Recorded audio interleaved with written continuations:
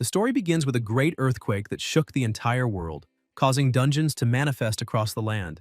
The monsters that appeared in the dungeons were unaffected by normal weapons. The only ones able to fight the monsters were those who acquired a supernatural power known as skills. By using skills to defeat the monsters, skill holders could level up and rise to unimaginable heights. These powerful individuals who inspired fear and respect became known as the Awakened. The protagonist is then introduced facing a beast, staring it down and attacking, causing severe injuries to his enemy. The system notifies a failure to copy the target's skill as he observes. The beast leaps over him, causing intense flames until someone appears to defend him, saying he shouldn't be having difficulty eliminating such an enemy. Kisaragi notices that it's the Flame Master, considered the shining star of the next generation of Awakened. The reason for this is his skill. Skills began manifesting in his select group of humans when the dungeons appeared, and they can determine someone's position and superiority as an Awakened. Kakeru tells him to stop sitting there with a stupid expression on his face and orders him to collect the magic stones. Tsukasa responds that he understands.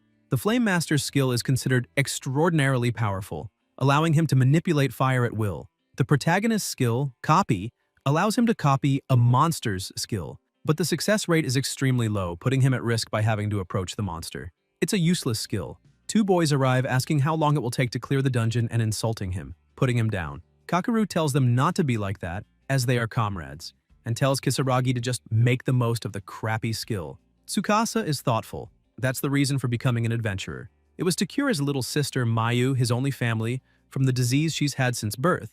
The elixir, an all-powerful medicine that cures any illness, is the goal until he can get his hands on it. And he can't afford to give up being an adventurer. Riku asks what their target is, and Hayato asks if they're not going to the boss room. The Flame Master replies that their target is the monster lair, and they will loot all the treasure for themselves. Still in the dungeon, a flame begins to grow more intense. It's Kakeru telling the beast to experience his flames. The protagonist observes his stats and realizes that even though they're just goblins, he can still level up if he eliminates a sufficient number of them. He mutters and thinks that the only way is by killing monsters, but he can hardly eliminate one alone. And even if he joins a group, everyone else kills them all and he gains no experience. And if that's how it will be, following them was useless.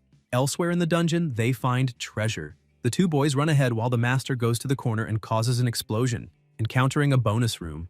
Bonus rooms, but on the other hand, they're likely equipped with traps. And if they fall into a cruel trap, they could be eliminated instantly. One of the boys asks about the trap. Kakeru replies that it's not a problem and has a great idea. He approaches the protagonist and strikes him. Kisaragi falls to the ground and the Flame Master apologizes and strangles him, saying he will be eliminated by them. Tsukasa can't speak properly because he's out of breath. Riku asks if they're going to use the boy to trigger the traps. Hayato says that using his comrade as a test subject like that is very dark. Kakeru replies that he's just finding a way to recycle a piece of trash. The two boys hold the protagonist and kick him through the door. The Flame Master says they'll meet again if he survives. Kisaragi insults him and sits on the floor. Mana begins to move with a very strong light. Tsukasa opens his eyes looking around and asks what place this is. He gets up looking scared. A voice says that each dungeon has its own classification. Beginner, intermediate, advanced, heroic, and a final classification that no one has ever conquered before, mythical. The protagonist asks if this is a mythical rank dungeon and that a trap inside a lower level dungeon brought him here. He says he refuses and thinks that his parents were eliminated suddenly one day, and his sister is the only family left. And he says that for his sister, he refuses to be eliminated in a place like this. He moves quickly, sword in hand, about to strike the enemy, moving his hand and causing a great impact. Then Kisaragi is lying on the ground with serious injuries, and the system notifies that he failed to copy the target's skill. The beast approaches him. Tsukasa stands up and thinks of his little sister, apologizing, while his face is covered in blood. Suddenly, the stones on the ground begin to move. The protagonist looks in shock and the beast tries to hold on. A voice approaches and a person walks in,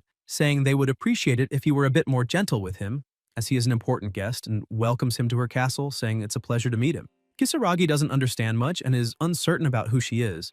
The woman says he's in better shape than she expected, but assumes it's still impossible for him as he is now. She touches him and says this is her gift to him. A light is emitted, forming a circle around them. She tells him to be grateful. Tsukasa's eyes widen, and the system notifies that the skill has evolved into Imitator, and an immense amount of mana particles has been received, causing the level to advance instantly. The protagonist notices that he leveled up and his skill evolved. The woman observes him and says she will now withdraw. She walks away. Kisaragi tells her to wait as he doesn't understand what's happening. The woman tells him to use his new power to defeat her. After doing so, he will be able to leave this mythical dungeon. She disappears quickly. Meanwhile, the beast approaches again, about to attack, but Tsukasa blocks it with his sword, and the imitator skill is activated. He holds on, and the target, Fenrir, the God Eater, has his skill copied. The protagonist asks how to fight this beast. They stare at each other, and another notification arrives, informing that he successfully copied the target's skill. Celestial authority envelops the user's body with the power of the gods to enhance physical abilities to the maximum. He realizes that if he uses this skill, he might be able to win, but it will only last for a minute, and he'll have to choose carefully when to use it. Kisaragi moves quickly, easily dodging his opponent's attacks, thinking that his body feels light and that he should be able to react faster because his level increased.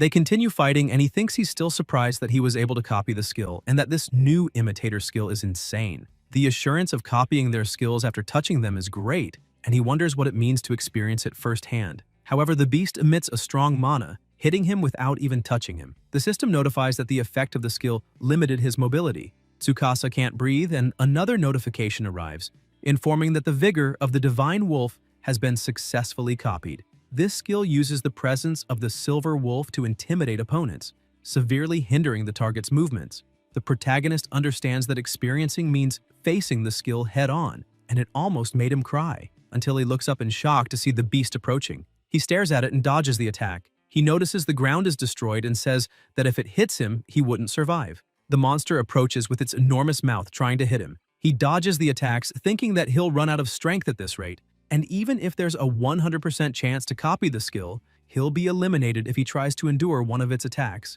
Kisaragi stares hard and activates Celestial Authority, causing a huge impact. Mists move, and the system notifies that he successfully copied the target's skill. He observes it with a huge mana surrounding him, grabs his sword and gets into an attack position, and says that now is the time for revenge. Tsukasa makes moves, attacking and moving quickly, thinking that this is Celestial Authority, and he's full of power. And with that, he strikes his opponent and continues thinking that he can win, with 30 seconds left before the skill's effect ends. The protagonist keeps moving and attacking, thinking that he needs to defeat the enemy before time runs out. He will defeat it with a Vanargund.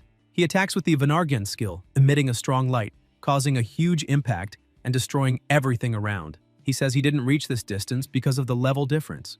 Then, Kisaragi moves and says he will hit him directly. He strikes his enemy and approaches until he realizes it didn't work. The wolf releases a great mana from its mouth. Tsukasa watches the flames moving. He leaps, observing his opponent on the ground. He aims his sword, striking the wolf in the eyes.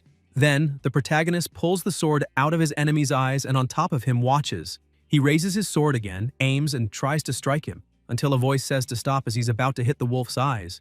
The system notifies that Imitator was activated and successfully copied the target's skill.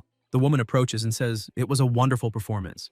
She moves her finger and says that the fight is over and that it requires a peaceful tea party. Kisaragi asks why she's doing this. The woman responds that maybe it's to eliminate time, and says that adventurers rarely go there. Even if they try, Fenrir eliminates them immediately, and she never expected to encounter someone like him. Tsukasa asks if she would hear his request. The woman replies that she would like to experience the outside world for herself, and that the outside world has a small amount of mana particles, so she can't explore freely. That's why she would like his cooperation. The protagonist responds that he understands. The woman is surprised and says she didn't expect an immediate response. Kisaragi thinks there are many uncertainties, and that he still can't trust her. But thanks to her, he was able to resist the beast, and he has a feeling that helping her would be in his best interest. He asks how exactly they would go to the outside world. The woman is surprised again, then hugs him, and says he used a lot of strength, and she doesn't blame him. Tsukasa asks her name. She answers that her name is Loki, and that she looks forward to working together. Later, in another place, the protagonist is lying on a bed, not recognizing the ceiling. A voice says that he finally woke up. He asks who it is. Loki sighs and asks if he has already forgotten her. She looks at him and says he is a man without sensitivity until Kisaragi recognizes her. San tells him to stop with the honorifics and says that she thought she could enjoy the outside world, but she had been bedridden this whole time and got bored. She asks if he will make it up to her. He tells her to get off of him and that they'll sort it out later. He asks if he can hear what happened after he passed out. Loki responds that she carried him and teleported to a beginner-ranked dungeon. Tsukasa asks how she brought him to the hospital. She says that's the name of the place and that she left his unconscious body where they teleport them. An adventurer found him and brought him there. The protagonist asks why he never left the dungeon until now. San responds that it's because it's a dungeon to maintain her true form, and she needs a large amount of mana particles, as this realm has an extremely low amount of mana. She can only manifest this youthful form. She wouldn't be able to travel like this. Kisaragi says that she would be taken to the police for protection. Loki hits him. Tsukasa asks why she helped him. She answers that she wanted his cooperation. She smiles and says she'll leave the details for later. She moves her hand and the protagonist asks where she's going. San responds that she's not rude enough to intrude on any family event. She disappears quickly. Then, Kisaragi hears something and becomes alert. When he looks, he sees his sister at the door. Mayu runs to hug him and says that he's been in a coma for a week, and the doctors even said he might never wake up. Tsukasa says he had no idea he had been asleep for so long and apologizes for worrying her. His sister says she's happy he woke up. The protagonist says he's not going anywhere, as they are each other's only family. Mayu looks and smiles, saying she needs to rest. He tells her not to overdo it. His sister responds, not to worry, as she's been feeling very well lately. Kisaragi realizes that she's as energetic as ever. The goddess returns and asks if that was his sister. Tsukasa responds yes, and that she is his only family. He remembers his sister, who has been sick since birth, and all the doctors said there's no cure for her condition. That's why he's been investigating dungeons, to find the medicine that can cure all diseases. Loki says she's sorry to say this, but the disease his sister suffers from cannot be cured, even with that medicine. The protagonist is shocked to hear this. San explains that the origin of the condition is likely a dungeon curse. Although the curse results from a skill, she doesn't know exactly who would have done this, but this is the work of another mythical being, like herself. Kisaragi asks if defeating the god who cast the curse would break the curse. The goddess responds that it would. Tsukasa calls to her and says that he will defeat the god who cursed his sister, and asks if she will help him. Loki stays silent for a moment, stands up from the chair, and replies that she will help him on the way, as she's also curious to know who cursed her. The protagonist thanks her. San says they must face dungeons every day for his training, and he needs more experience. Kisaragi says he still needs to go to school. She asks what that is. Tsukasa explains that all students at the Tengetsu Academy, the school he attends, are awakened. It's a school specialized for those intending to become adventurers, and in any case, they will be a team now. She responds that she looks forward to cooperating with him. 3 days later, on a day off at the Dungeon Management Organization in Japan, a voice says they can't allow him to enter the dungeon as a solo group. The receptionist says that she could consider the level difference, and it's common that when adventuring alone, it's safer to face monsters that are at a lower level than yours. It will be balanced when facing monsters of the same level, but when fighting a high-level monster, there will be a significant increase in danger. His current level is 4, and the monsters that appear in the beginner-ranked dungeon, the Goblin Lair, are at least level 5. Even though the difference is not much, it's still the rule. The goddess finds this insolent and asks if she should turn him into minced meat. He tells her not to say such things because they agreed not to show them the true D card. His current level is 25, and the last time he entered a dungeon, he was still at level 4 and his skill was copy. The OG DJ still has that data archived, and since then, he has become level 25 with a completely different skill, which would be a huge hassle if they found out. Loki says he is very tolerant and asks if he's just lazy. She adds that it's still too early to turn back and for him to try using wordplay, as she thinks the results will be interesting. The protagonist thinks about the skill he copied earlier and remembers that activating any skill there is prohibited. He gets thoughtful and decides to try. He asks if it's possible to enter a dungeon alone, and he activates the wordplay skills. The receptionist asks to see his D card to begin processing the request. Kisaragi looks and speaks to himself, wondering if they don't know he used a skill. San replies that the activation of wordplay skills can't be detected because it's a divine skill. Tsukasa thinks he underestimated it. The goddess asks if it was his imagination, or if she felt a little disrespect. After a while, at another location, at the dungeon gate, it connects with all the dungeons, allowing free travel in and out of any dungeon they wish to visit. The scanning of the boy's D card has been confirmed, and the gate is opening. They need to proceed with caution. They observe the gate. The protagonist says that no matter which dungeon he has to conquer, or which monster he has to eliminate, if it's to break the curse on his sister, he will eliminate even a god. They enter the Goblin Lair first floor. The goddess asks what they will do now. He replies that they will find out how far they can go now. They notice something. Goblins appear. Kisaragi grabs his sword and says he will start by testing his strength against these guys. He runs toward the beast and attacks, eliminating it with a single blow. Loki says that in his current state, opponents like these are not even a challenge. Tsukasa tells him to let him be happy, and that this is the first time he's defeated a goblin on his own. San says that he's level 25, so he could handle them. The reason his level increased so much was because she granted him a large amount of mana particles. Thanks to that, he can defeat goblins he couldn't before without even breaking a sweat. He thanks her, saying he is in her debt. She replies that it was a simple task and asks what comes next. Kisaragi replies that they will continue going deeper, and the goal is to reach the boss room. They keep walking. The goddess sighs and says that this place is very boring. He asks if she expected something different. Loki responds that yes, she was expecting an emotionally intense battle to make her blood boil, but none of the monsters here can be called opponents. And she points out the male strength that deigned to show itself. They notice there are several goblins. Tsukasa moves quickly, eliminating them easily, and says that the first move leads to victory. He keeps eliminating them quickly and thinks that even against so many goblins, he can easily face them as he is now. He was worried about whether he could really fight them, but this is a walk in the park. The beasts keep approaching from various directions. The protagonist looks confidently, raises his sword with intense mana. San watches, shocked, and tells him to stop. But still, Kisaragi uses his Vanargan skill, causing an explosion. Then, the mist moves. He watches until something happens, his body surrounded by a red aura, and he falls to the ground. The goddess says that's why she told him to stop, and that this is the price of using divine techniques with a weak human body. He says this didn't happen when he used it before. Loki says it's with a human body, and that he was using celestial authority at that moment. He asks if he can't use Fenrir's skills unless he activates celestial authority. San replies yes, and that's why she now says these words, that through this, the use of celestial authority is prohibited, as well as all other skills copied from Fenrir. The sealed skills are unavailable. Tsukasa watches, surprised. The goddess says it's a disadvantage for him not to start trusting too much in his trump card, and it's called a trump card precisely because it should be saved for the end. The protagonist says that's why he can't stand cheating gods. After some time, they arrive at a dungeon gate and stand in front of it. The Goblin King is the final boss of the Goblin Lair, and the skill Summon Subordinate allows the summoning of goblins infinitely. She says he's capable of defeating this boss.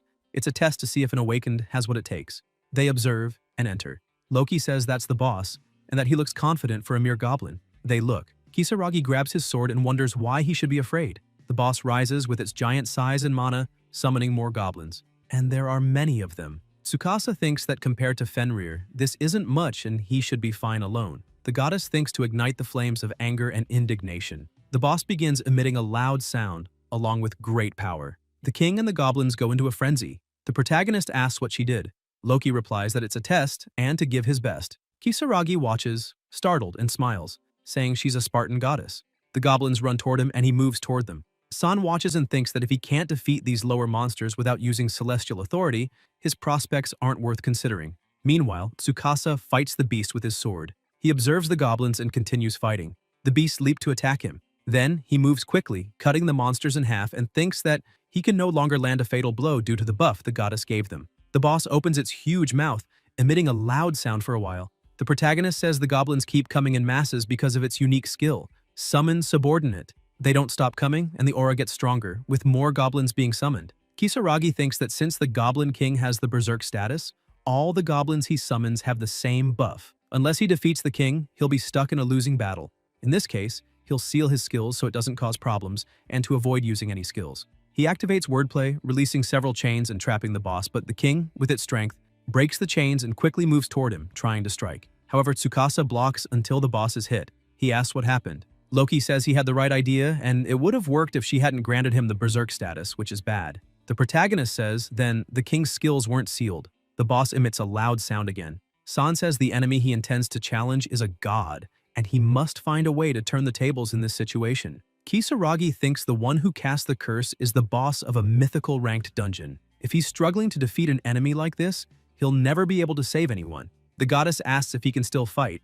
Tsukasa responds yes, of course he can, and thinks, an eye for an eye, a tooth for a tooth. He moves quickly, eliminating the goblins with a single blow. Then, he runs toward the boss watching him. The king widens his eyes and screams, emitting an aura. The protagonist says it seems he used Summon Subordinate. He drives his sword into the ground and says he'll take his skill for himself. The system notifies that plagiarism has been activated and it was successfully copied. Kisaragi calls to him and Summon Subordinate is activated, causing a large mana circle. He watches the great light until he notices something. A wolf with small paws and a small size. The wolf keeps rubbing against his leg. The goddess starts laughing. Tsukasa observes and wonders if this is the same Fenrir he faced in that mythical ranked dungeon. thinking that even though it's small, he can see the resemblance. Then, more goblins approach. The wolf also moves toward them, using its ability and burning them. The protagonist watches, surprised. The wolf wags its tail and Kisaragi pets it, asking if it will fight by his side. He continues petting it until the king approaches. Tsukasa says he'll leave the small ones to the wolf. Then, they move quickly, and so do the two. The wolf goes toward the goblins and the protagonist moves toward the boss. The king approaches and attacks, but Kisaragi manages to block with his sword and shouts, making a quick move. He observes his opponent's legs and attacks them. The king falls to the ground, emitting a sound and noticing that all the goblins have been defeated. Tsukasa looks, and with his sword in hand, strikes him, spraying blood, and calls for the wolf, signaling. Then, Fenrir attacks the monster. The protagonist jumps and strikes his enemy's head with his sword, eliminating him and watching the crystal. Loki says he was clever, but just because he defeated a dungeon boss doesn't mean he can become arrogant. Kisaragi responds that he realizes this and thinks that, being only a beginner, he still managed to complete it alone, and he will continue getting stronger, until one day, his sister can expect a little piggy. San asks what he's going to name the little one. Tsukasa thinks and says he'll name him Lufin, and thinks it's just a play on Fenrir's name. He says it's time to end the day, and they'll exchange the magic stones and buy something tasty for his sister. The goddess says she wants to eat some sweets. The receptionist asks if he cleaned the dungeon alone.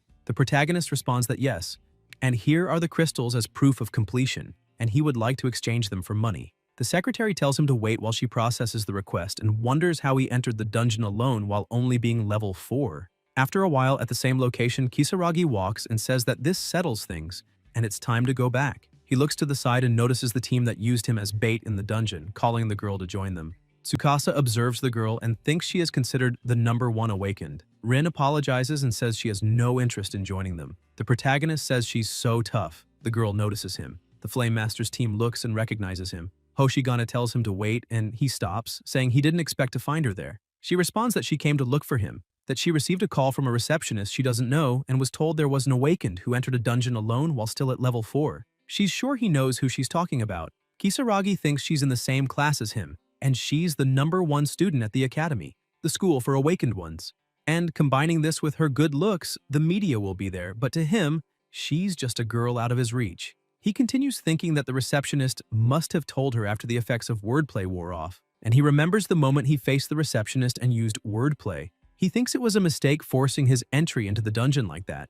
The girl says that if possible, he can at least show his D card as something there can't be shown. Tsukasa looks embarrassed. Hoshi asks if he's hiding something, while the goddess in his mind says that he let the girl seduce him easily, but without thinking, he responds aloud that he's not being seduced. He immediately puts his hand over his mouth and changes the subject, saying that he just needs to show the D card. He takes the card from his pocket until the Flame Master approaches, and his group too. The protagonist looks confident. Kakeru says he heard that he made it out safely, and they say they're happy to see him safe because they didn't expect to lose one of their group members. Kisaragi looks and grumbles, irritated. The Flame Master says he'll ask the girl once more if she wants to join them. Rin doesn't answer him and asks if Tsukasa can show his D card. Everyone looks indignant. The protagonist hands over his D card. The girl observes that he's level 15 and says she had a hunch, and it was him, and he cleaned it alone, which is very impressive. She thinks it's natural he defeated the boss. Kisaragi thinks he updated the information on his fake D card. Hoshi says she didn't know he had so much hidden talent. Tsukasa thinks it's all thanks to the goddess. Everyone and their team start saying it's a lie. There's no way he could complete a dungeon alone, and they bet he cheated somehow, and they'll shut up if he confesses everything. Rin asks if he's serious and says she knows it's not possible to forge a D card. She asks the boy if he's free and calls him to make a group and they could go to a dungeon together sometime. Kun hears and gets angry, asking why she's choosing him, telling her not to let him deceive her, and calls her again so they can clear intermediate ranked dungeons. Hoshi interrupts and asks if he's not done speaking. She says the protagonist cleared a dungeon alone, unlike them. And besides, she never liked people like Kun. And the last thing, it's not like she didn't know the things he did. She remembers him mistreating Kisaragi and pushing him inside to be eliminated. The Flame Master looks furious, grabs the boy's shirt and asks if he's not slandering him to anyone.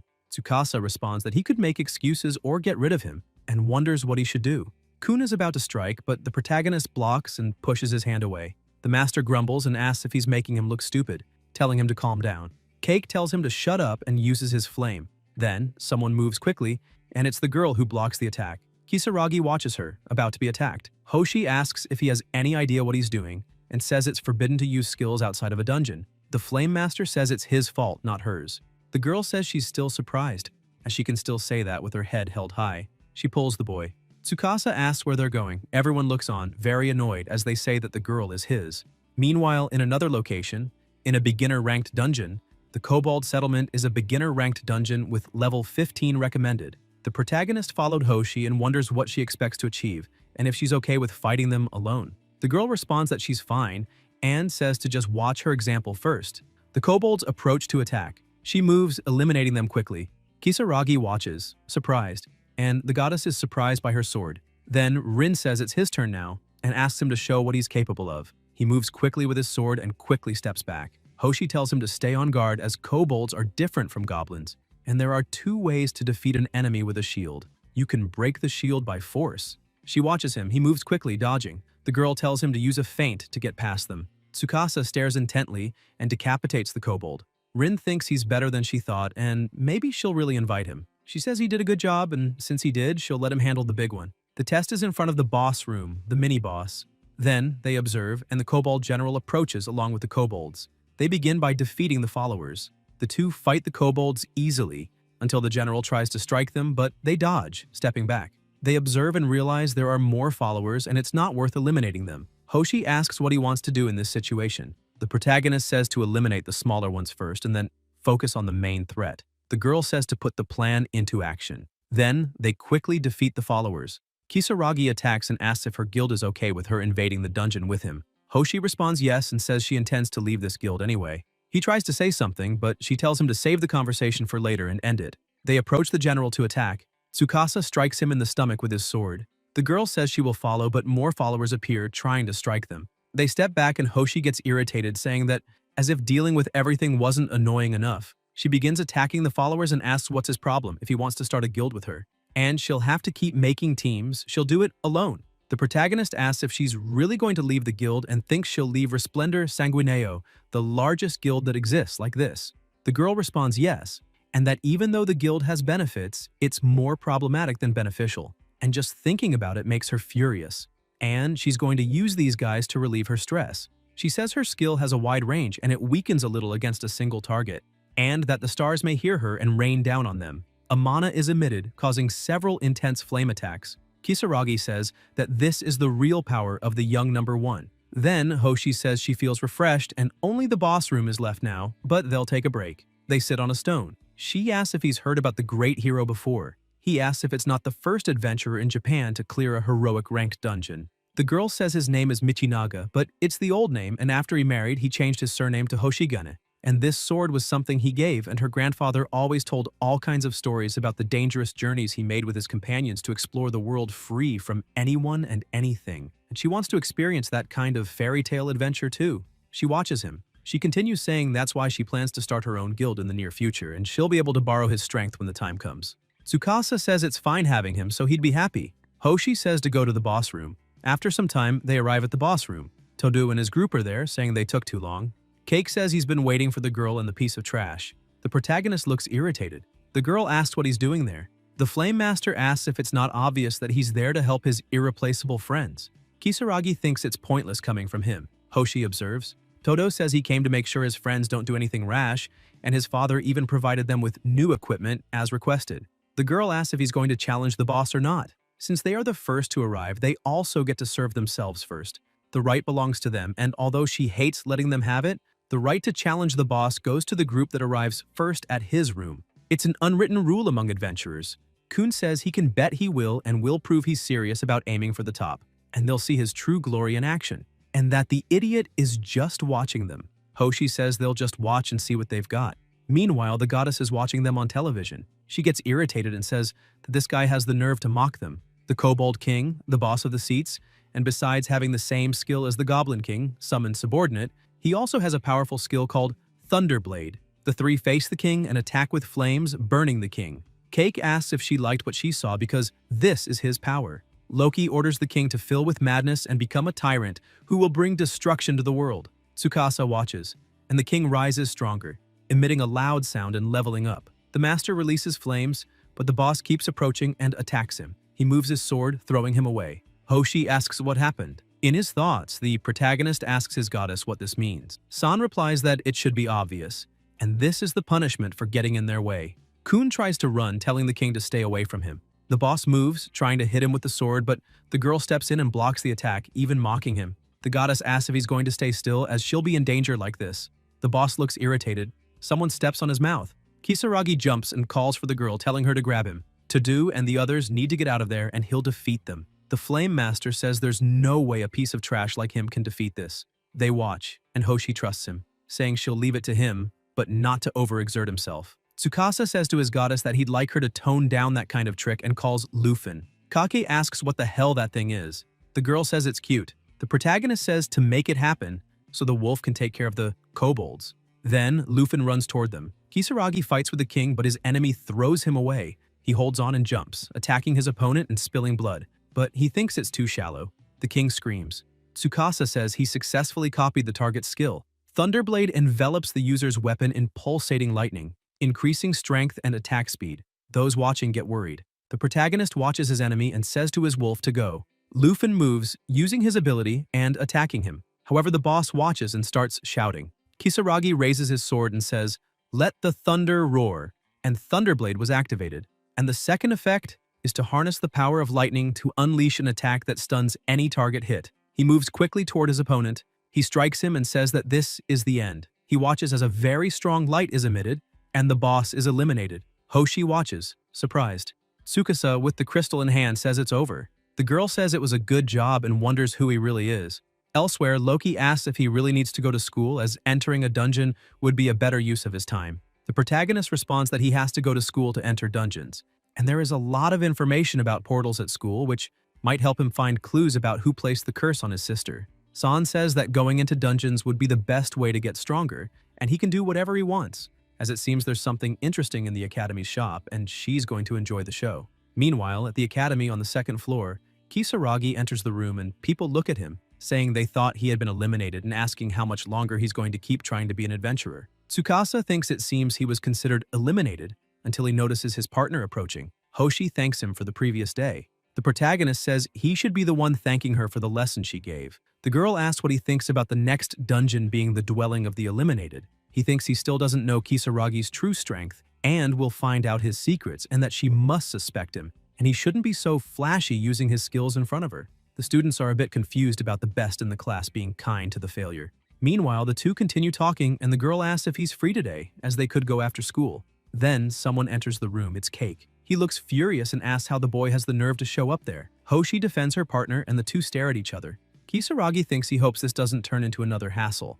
The Flame Master calls him to fight and says he'll expose the lies for everyone to see. Tsukasa wonders why. The goddess smiles. Kak asks if he really cleared a dungeon alone and if he's going to back down. The protagonist responds no and accepts the challenge. He thinks he doesn't want to stand out, and on top of that, it's a hassle. Loki says to ease his boredom, he should tell them to bring their friends too, especially since he disrupted the last dungeon. Kisaragi thinks it would be a pain if something like that happened again. And maybe she's right, and it's better to resolve things here. He says he'll fight, and they can bring their friends too because he's going to take all of them down and doesn't want to hear excuses when they lose. The Flame Master gets even more irritated. The goddess says there's no fun in a simple and old fight and asks what he thinks about a bet. However, Tsukasa says that if he wins, he'll let his partner leave the guild and make the OGDJ approve the registration of her new guild, as the OGDJ director is his father and has the authority to do so. And beyond everything, her dream of going further. Hoshi gets embarrassed. Cake, still angry, insults him. After a while, at the academy and in the training field, the protagonist says that whoever falls or surrenders first loses. Tado agrees and says he'll lose anyway. They stare at each other and Cake releases flames. Kisaragi blocks while Riku also approaches to attack, but ends up striking the ground, saying to stop dodging. Then, Hayato tries to hit him with a skill, emitting mana, but Tsukasa blocks it too. The Flame Master says he's going to burn him until he's crispy. He moves his finger using Firestorm. Hoshi looks concerned. Kun says that once a failure, always a failure, and bets he'll regret this in life after it's all over. The protagonist appears unscathed and asks who said he was eliminated, activating his plagiarism skill, Herculean strength, and lightning. Meanwhile, Loki is watching and asks if this enemy thinks his weak flames can defeat him, telling him not to lose now. They approach to attack. Riku gets close, about to land a punch. However, Kisaragi blocks easily. Everyone looks surprised. He strikes his opponent, moves quickly, shifting his legs, and strikes again, throwing him far. Cake insults him. Tsukasa says to finish this. Todo watches and attacks with his flames all over the place. The protagonist blocks them easily and watches. The people in the audience ask if he wasn't supposed to be weak. Hoshi thinks this is a walk in the park for him. Kisaragi asks if his opponent is already giving up. He watches his enemy insulting him again and says he shouldn't curse so much. Cake continues taunting him. Tsukasa tells him to stop talking and come at him. Hayato attacks with his skill, but the protagonist dodges and gets close to him, telling him to go to hell in his place, attacking him with lightning. Then he approaches the master. Kun thinks the boy's skill allows him to copy others' skills, so he copied the lightning skill. But besides having a low success rate, he can only use the skill once before it disappears. And his luck is about to run out and says he'll show the difference between their skills. San laughs and says the guy still thinks he can win. Kisaragi says he wants to keep the fact that his skill evolved a secret. Unlike plagiarism, skills copied with copy can only be used once, and that's why he'll refrain from using Herculean strength or lightning again. However, the painful traces of his past will separate them here and now. Cake tells him not to get arrogant just because he won by chance. Tsukasa says it's okay to run if he's scared. The Flame Master says that his tongue will be cut right from his mouth and moves to attack with his sword. The attacks clash. The protagonist watches his opponent attacking with flames, causing an explosion. Hoshi gets worried about her partner. Kake likes the attack he just used. Kisaragi emerges from the mist and asks if he didn't try the same thing before, and why he didn't learn a new trick. His opponent tries to say something, but he interrupts and says his skill didn't hit him. Kun says he hit him, and there was no way to avoid that.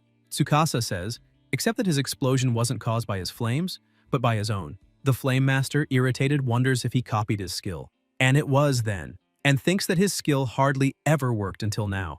The protagonist says it's time to end this. Then he runs toward his opponent. Cake tries to hit him with flames, several of them.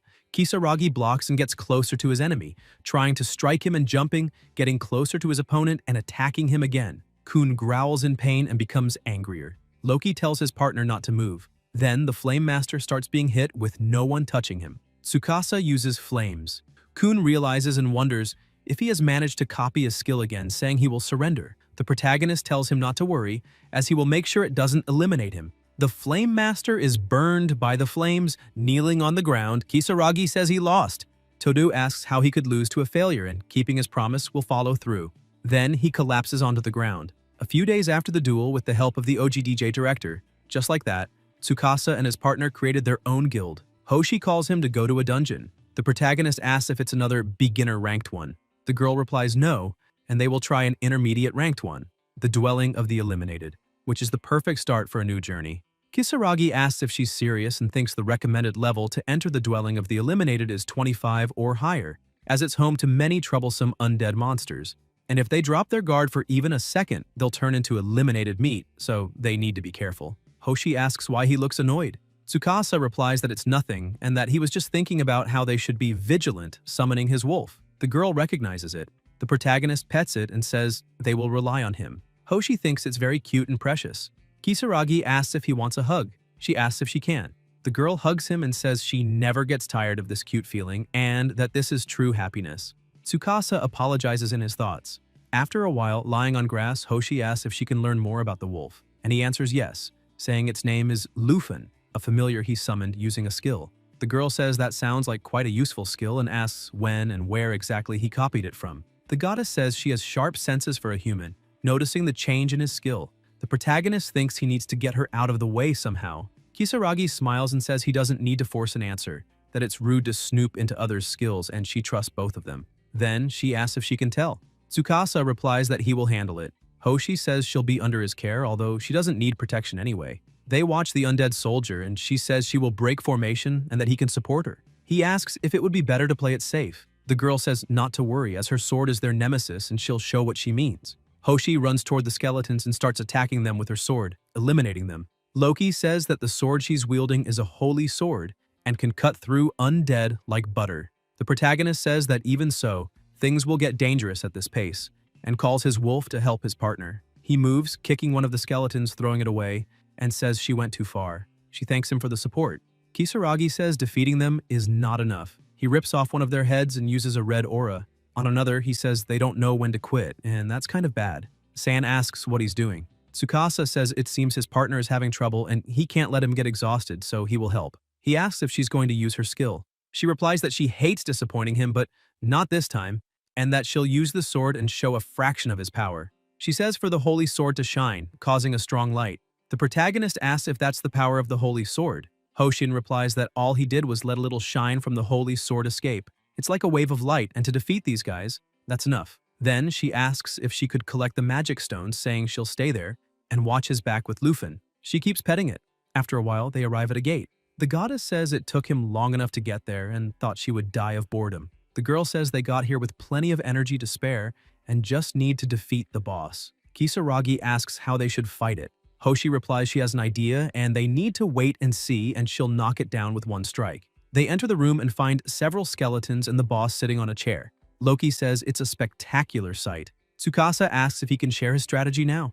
She replies that she'll wipe them out with her skill and that's all there is to it. He asks if she's joking. The girl answers she's very serious, because having a prolonged fight with this boss is a bad idea, and her skill, Necromancer Creator, is even more annoying than Summon Subordinate.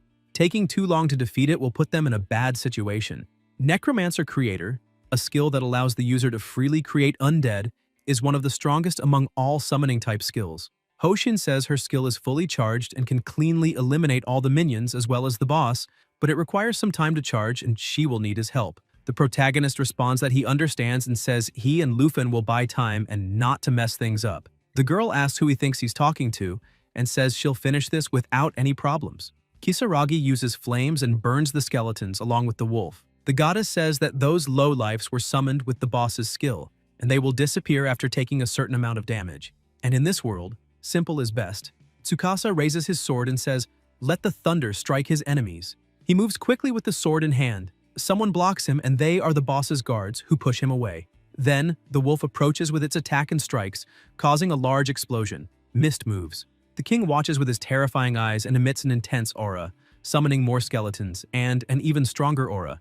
The protagonist asks if this is part of his skill. Loki says she assumes he opted for quality over quantity, and his brain isn't too bad for a corpse. He thinks this is no laughing matter, and to say the least, this situation is very bad. San asks who the real enemy is that they need to defeat, and if it's this mere undead lord. Says he doesn't think so. Kisaragi holds his sword and says he can do this, just to watch. The goddess responds that she understands and that he can enjoy himself. Tsukasa looks and thinks that recklessly using his skills on this won't work. He moves his hand, emitting fire at the boss's guards. Loki says he condensed the flames before releasing them, and that wasn't bad at all.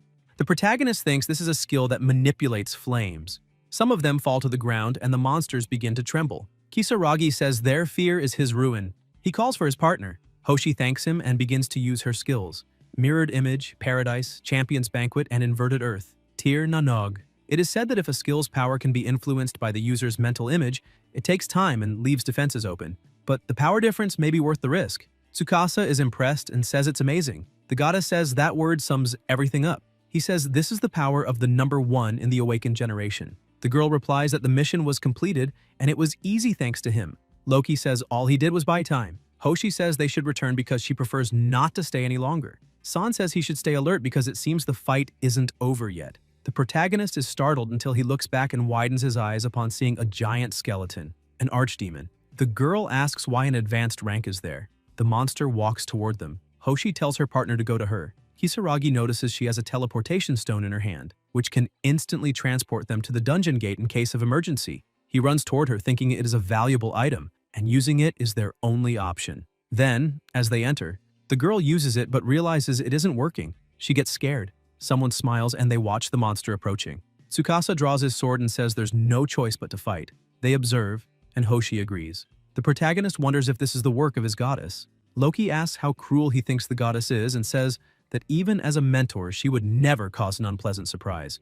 But someone did this deliberately and they have some courage. He wonders if they should find a way to defeat this thing on their own. She replies that it seems so. The girl asks if he's okay. Kisaragi replies that he is, but there's just something on his mind. She responds that he's distracted at times like this, which is serenity. He says, "I wish it were." The monster gets closer and closer. Tsukasa asks how long until she can use the skill again. Hoshi replies 5 minutes. He tells her to stay in the back until the skill is ready to be used.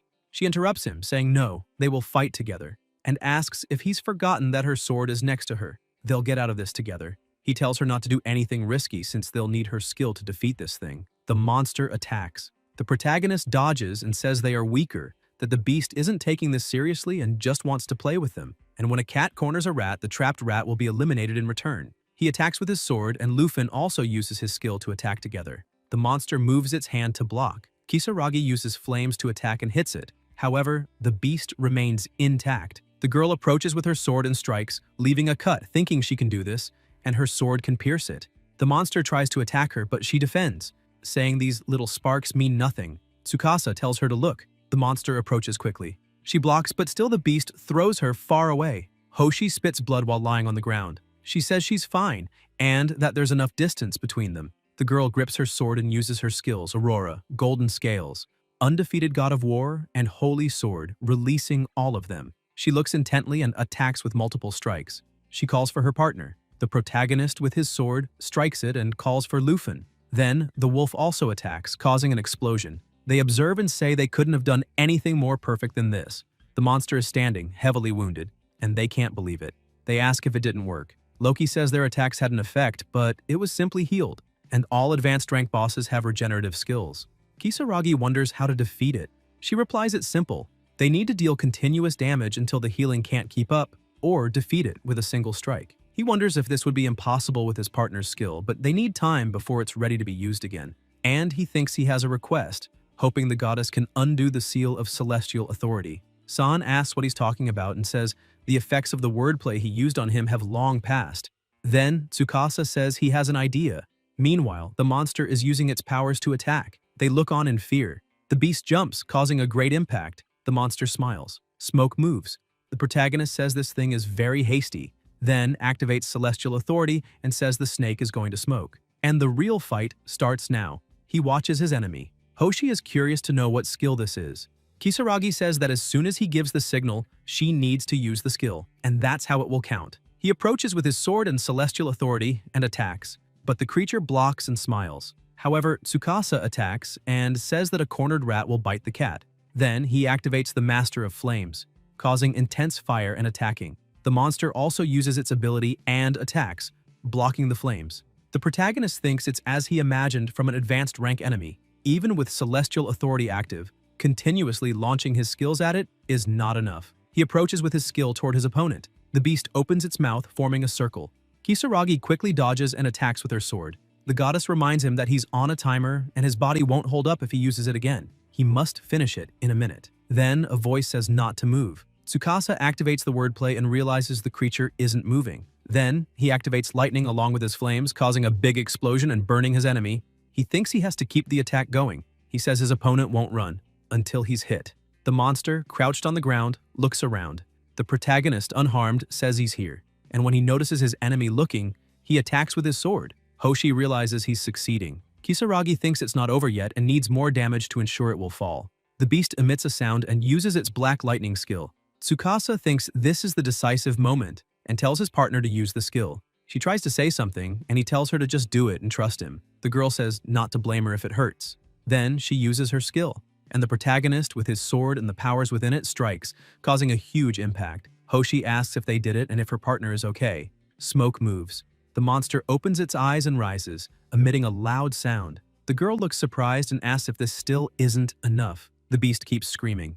Kisaragi uses wordplay, binding chains around his enemy. Then the system notifies that the skill Tir na Nog has been successfully copied. He uses the skill and thinks his partner's skill is strong against many enemies, but against a single target the power is dispersed and loses some strength. In this case, he should focus on a single target. He attacks with the skill Tir na Nog, causing a huge explosion and impact. Hoshi thinks that not only did he copy her skill, but he reformatted it into a single target attack. The beast is eliminated. Tsukasa looks at the crystal, and Loki says she was worried for a moment, but he did a good job. He replies, yes. The girl says she can't believe he was able to defeat an archdemon and saved their lives. The protagonist replies that he's just glad things turned out well, and if that last attack hadn't defeated it, they would have been lost. Hoshi thinks that when she's with him, she feels like she could have the true adventure she's always desired. Meanwhile, at the OGDJ location, the receptionist congratulates them for clearing the dungeon, and the reward for the clearance has been transferred to their conversations, asking them to confirm if it was transferred.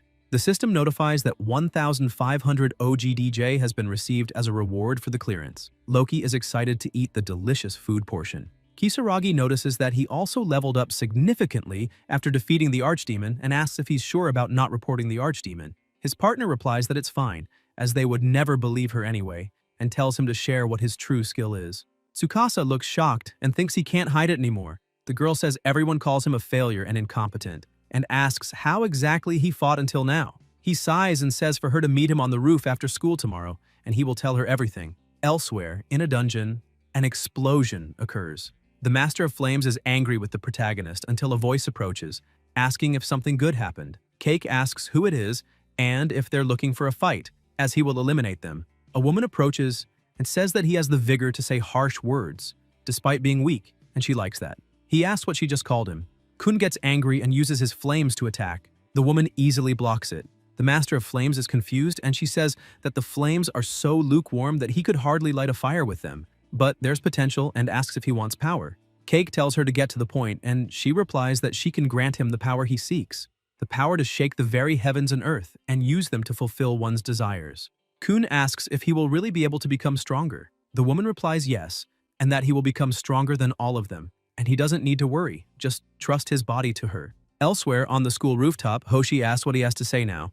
The goddess asks if he will really tell her. He thinks he can trust her and says it was he who called her after all. He begins to explain that it all started when he tried to sacrifice himself in the trap in the bonus room. She says that's a wild place to begin. The protagonist says the trap sent him headfirst into a mythical rank dungeon, but he met a certain person there who granted him power, and that's how he managed to survive. The girl asks about the mythical rank dungeon and says it's the highest rank there is, and no one has ever passed it. She asks what kind of power he received. Kisaragi hands over the card and says he expected this kind of reaction, and that seeing this will be the fastest way to explain. Hoshi looks at the card and asks what it means, saying that his ability should be imitated. She asks how he became a copycat and says she's never heard of anyone's ability changing. The goddess says this is the power she granted him and introduces herself. The girl is a bit confused, and Loki tells her to relax because she might be a goddess, but she's not an enemy. Hoshi asks about the word goddess. San says that, as the name implies, mythical rank dungeons are domains ruled by gods. She stares and says she is the ruler of the mythical rank dungeon, Trickstar, and that it's very boring inside the dungeon. So, in exchange for giving power, the boy is showing the outside world. Tsukasa says that's why his skill evolved. The girl says the true source of his strength lies elsewhere. Even when faced with complete despair after being betrayed by Kun, he never lost the will to fight. She asks what makes him keep going. The protagonist replies that to save his younger sister from her curse, that's why he fights. Hoshi doesn't understand much about the curse, and the goddess explains that his sister was cursed by another god, and the one who did it has a horrible personality. Kisaragi says that's why he has to keep fighting until he finds them. The girl thinks that, for his family, this is a strong motivation, and that's why she can fully trust him. She says she will help him in the journey to eliminate this god, and that she made a promise to her grandfather when she was still a child, that she would clear a mythical rank dungeon one day and fulfill the dream he never could. She asks if he forgot and says that they started a guild, just the two of them, and they will find this god and defeat him together. Tsukasa looks surprised and thanks her. Hoshi says he's being too formal and will also call him by his full name. The protagonist extends his hand to her and says he won't call her by her full name anymore. The girl says she will be under his care until Mayu looks surprised, calls out to her brother and asks who the girl is. Rin introduces herself and says she started a guild with her brother and hopes to be treated well. Kisaragi asks if her sister is feeling ill in any way. Mayu replies no, because her brother just brought home an incredibly beautiful girl and asks what's going on, as she didn't expect this day to come so soon. He tells her to calm down, as she's just his partner, not his girlfriend. The little girl starts coughing. Tsukasa gets worried. Hoshi says that's the curse placed upon her. Mayu says she thinks she got too excited. Her brother tells her she doesn't need to speak and that he will take her to bed now. His sister says she's fine and will feel better soon. He says he has to work to make dinner. Hoshi tells him to take his sister to bed.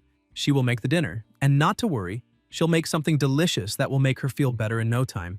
And she says she will help him and asks what he's trying to say, wondering if he's saying he doesn't want to eat her homemade food. He replies that he would love to try her food. His sister teases him, and they laugh. The protagonist thinks he needs to get stronger soon. Several days later, he thinks it seems Kak is absent again and wonders what he's been doing. The girl approaches, saying this is the bento she made for him, and invites him to have lunch together later. Some people look. Kisaragi thanks her and says maybe they should try to be a little less noticeable, until a boy interrupts him and recognizes him. Tsukasa asks who they are. A boy with glasses says he will go with them, and he has no right to refuse. In another room, someone apologizes for calling out of nowhere. The protagonist thinks this is Cake's father, the director who approved the creation of the guild along with his partner. Rentaro says he understands how he must be feeling, but there's no need to be preventive, and he wanted to ask about the whereabouts of his son, who has been missing for several days. Kisaragi thinks that's why he hasn't been showing up at school lately, and asks if he thinks this has something to do with the disappearance. The director replies that he heard his son subjected him to a terrible treatment, so it's natural that he's on the list of suspects, and that he defeated him in a fair duel, and with that, the bonds between them should have been cut, and it would have been the end of the world. As for the dungeon, he was last seen entering it, but there are no records of his visit there, so he has already eliminated him as a suspect. Tsukasa asks why he brought him here and if he knows where he was last seen, and if he shouldn't just search for him. Rentaro says they already sent a search team, and the last dungeon his son entered was. Hoshi enters and asks if it was the intermediate level dungeon, the Infernal Jaw. The protagonist is surprised to see her and asks what she's doing there. The girl says that although his name doesn't appear in the records, the director says he wants her to take a look at this article. The employee says it's a video of the record that was recorded the previous day. The goddess also watches attentively. Rentaro says there's an eyewitness report in addition to this footage, and there are no records of his card entry. Kisaragi asks if that's possible. The director responds no, and that the reality is that this happened. Hoshi says that he sent a search team and asks if they found anything. The employee answers that the search team went, but Rentaro interrupts and says it was wiped out. The two students are surprised, and the director says the second team is still looking for him. And the last person who fought with his son was Tsukasa, and asks if he noticed anything strange at the time, and says by his look, it seems not. He replies that he didn't notice anything. Loki calls out and says they are going to get into more trouble than they imagine. He wonders if she knows something. San responds that she could feel it from the brat in the footage. He asks, feel what? The goddess replies that she could feel the presence of a god, the same one who cursed his sister. The protagonist widens his eyes and quickly stands up. They're confused. Loki says it was for a moment, but it's unmistakable. And that's the presence of another god like herself. Kisaragi closes his eyes and thinks he understands, and asks to be allowed to join the search effort. Rentaro asks what he said, and the employee says he can't do that, and that the whole search team was annihilated, and all of its members were level 30 or above, and if a rookie like him joined, it would only send him to an early grave, and he can't allow that. Tsukasa watches irritated. Hisho says he'll go along. The director disagrees. They say they found an archdemon inside the dwelling of the inhabitants, an intermediate level dungeon, and the one who defeated it was the protagonist.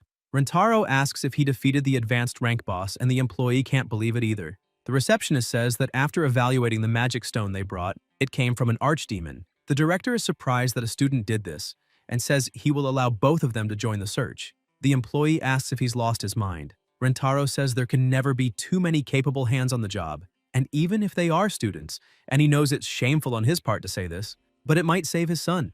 The two students reply that they understand and will go to the dungeon immediately. Elsewhere, the two walk. Rin asks if he could give a proper explanation. Kisaragi replies that the goddess told him that the same god who cursed his sister might be involved in this. Hisho asks if this is true. He replies that he's not sure, but if it is, the second search team has already been wiped out. The girl says that all they can do is hope that it's not their case and to go quickly before it's too late. Meanwhile, inside the dungeon, many people are eliminated. The guards ask what the hell is going on, as this was supposed to be a search and rescue mission, not what it's become. A hooded man watches. The guard activates his skill to try to hit him. The hooded man moves his hand, causing flames, and asks if that's all they have, telling them to get out of his sight, causing many flames. The goddess approaches and says that his flame is pretty hot now, and to let all the hatred inside him out like this. Elsewhere in the dungeon, Loki says it's very hot. The Infernal Jaw is an intermediate level dungeon, close to being an advanced level one, with a huge jump in the level of monsters there. The protagonist says it's going to get even hotter ahead, and thinks that San can still feel the heat, even though it hasn't manifested there. The girl says she knows how he must be feeling now, but they must proceed with caution, staying on high alert. Kisaragi replies that he knows, and that if they don't hurry, she interrupts him and says he needs to calm down, that this dungeon is harder than the dwelling of the inhabitants. If he loses his cool, he'll be eliminated in an instant, until they come across a beast with dark eyes, sharp tongue, and giant size, a lizard man. Rin says to be bold but careful. He thanks her and says he'll go all out from the start. He starts fighting the beast, using his sword and trying to strike it. The enemy dodges. Then, Hisho grabs his sword and slashes the monster's belly. Next, Tsukasa uses his fire skill, causing an explosion and eliminating the beast. He says he can understand why this dungeon is closer to an advanced level. More monsters approach. The girl approaches the beasts. The protagonist uses his wordplay skill to stop the opponents from moving. The monsters freeze instantly, unable to move. Rin observes and uses her sword to attack the panther, while Kisaragi uses his skill to attack the lizard. He watches intently and keeps attacking. Then, they continue walking until they reach the mini-boss room. They are strong and hard to deal with, and they can fly. Tsukasa uses his Thunder Strike skill, emitting lightning. He observes. Loki says they might be a lesser species, but they're still wyverns. A mere shock won't be enough to bring them down. They fight the beasts. Hisho says it's a performance, using tactics even if they are just monsters. The protagonist tells everyone to start dragging them to the grass to work from there, and uses his skill to make them all fall. The beasts fall to the ground. He activates the flames and attacks them, while the girl attacks with her sword. The monster pushes her away. Then, Luffy attacks it. Kisaragi, with his sword in hand, strikes his opponent, managing to eliminate it. He looks to the side and notices another enemy trying to strike him. He quickly turns and blocks. Rin says there's no end to them, and they won't last at this pace. Tsukasa approaches the beast, jumps, and rips off its head. Hoshi watches nearby, and they come across more monsters approaching. The protagonist uses his flames to stop them. Loki says this won't do anything to enemies resistant to fire. He replies that if it's just fire, Thunderbolt is activated and tells the thunder to pass through them. The girl wonders if he stacked one skill on top of another, and it must be thanks to his own skill that he can do this. Kisaragi uses his skill to face the judgment of the stars. Rin thinks it's such a vast power and wonders if she's capable of doing this. After eliminating the beasts, they decide to continue, then they run. Hoshi says they're almost at the boss room. He asks where the search team could be. San says to be careful as she has a bad feeling about this. Luffy moves quickly, barking at a survivor. The two students go to him and notice he's still breathing, but they realize someone else is there. They look, and the survivor says this is the only one who attacked them. Tsukasa looks surprised and recognizes him, asking if it's Kake and if it's really him, because the aura surrounding him is very different. The protagonist says it's good he's still intact, and everyone is worried and thinks he still has many doubts, but they need to get out of this dungeon. The Master of Flames smiles, and a beast approaches, emitting an extremely loud sound. The two students look surprised. Someone moves. Kisaragi tells them to wait and asks where he's going until he realizes he's disappearing. Loki says it's coming. The beast approaches and attacks with the sword, asking what's going on there. After some time, still in the dungeon, the beast was eliminated. Tsukasa is thoughtful. Rin asks if he's okay. The protagonist replies that he is and asks about the search team. She replies that they are unconscious but still alive. And the biggest problem is the guy they just saw, and that was Kun. Kisaragi thinks there's no mistake, and that was something to do, and wonders where he went. Loki says he's in the boss room and what they saw was just a ghost. His real body was in the boss room the whole time, still alive, and they don't need to worry. Tsukasa places his hand on his head and says he has no idea what's going on. The girl asks what's wrong. He replies that, according to San, Kake is in the boss room and asks what they should do. Hoshi thinks Kun's level is lower than the members of the search team he eliminated. Fighting them at the same time as the boss would be very dangerous. The protagonist says they're going to the boss room and that she should go back and call for reinforcements. Rin tells him to wait as it's too dangerous, no matter how much he looks. Kisaragi agrees and says that even so, they can't waste this opportunity. The girl remembers his sick sister and says she understands, and in that case, she'll go with him and won't let him enter dangerous territory alone. He asks what they'll do with the search team members or the request for reinforcements. A voice says reinforcements can be called. It's the survivor, and he says not to worry about them, just about the enemy ahead. Hoshi hands the survivor the teleportation object. The survivor asks if she's sure. She replies that these are unforeseen circumstances and not to worry about it, and that this is a spare. The guard observes and apologizes, saying he's in debt. He teleports away. Tsukasa asks if she really needed to lie and say it was a spare. She replies that he wouldn't have accepted it otherwise, and there's no reason to worry, and asks if they're going to start. He answers yes. They open the gate and come face to face with the salamander and Cake and tells him to take off his hood. The Master of Flames smiles and removes it. The protagonist says he's a completely different person. Loki tells them not to lower their guard and that this won't be as quick as his duel. Kisaragi thinks he knows, and if necessary, he won't hold back. Rin asks how they should deal with this, and he replies that he'll take the boss and leave the task to her and Luffy. She replies that she understands and will defeat him quickly and then come back to help him. Tsukasa says to not lower their guard as this is not the Todo they know. The girl says this man is truly troublesome, and he replies that he couldn't agree more. The beast moves, approaching them. They don't retreat, and also go forward with their swords, causing an impact. The protagonist attacks his opponent. Hoshi says she'll clear up a doubt just for precaution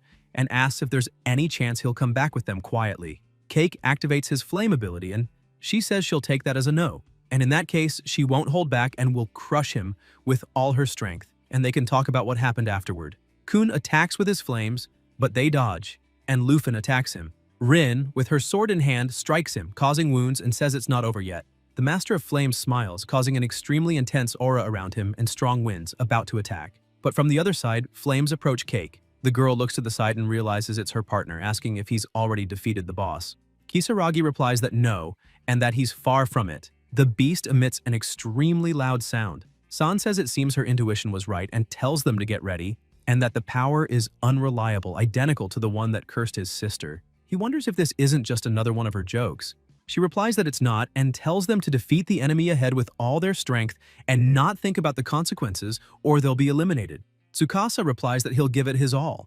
Rin asks how they should fight and suggests focusing on both targets. The MC agrees and says that the way they are now, it's too risky to split their firepower. The girl asks what he means by that. He replies that this dark aura is the same power that cursed his sister. Hisho says that means they fought against a god's servants. Kisaragi responds yes, and that's why he won't hold back. They're going to blow it away with a bang. She replies that she understands and will take it seriously. She activates her ability, Mirror Image, Paradise, Feast of Champions, and Land of the Eternally Young. Maximum output, Tir na Nog. Causing a massive explosion, Tsukasa tells Lufin that they're next, until the Flame Master approaches, laughing and trying to strike, but he blocks. Then Lufin heads toward the enemy, but Cake blocks. The MC tells him to get out of there and activates his ability, Thunderbolt, attacking his opponent and sending him flying. He looks to the side where his partner is, and she is using the Sacred Sword's release to attack the beast. She says to leave it to her that she'll defeat the boss in a single strike, until Todo approaches her. The two students look surprised.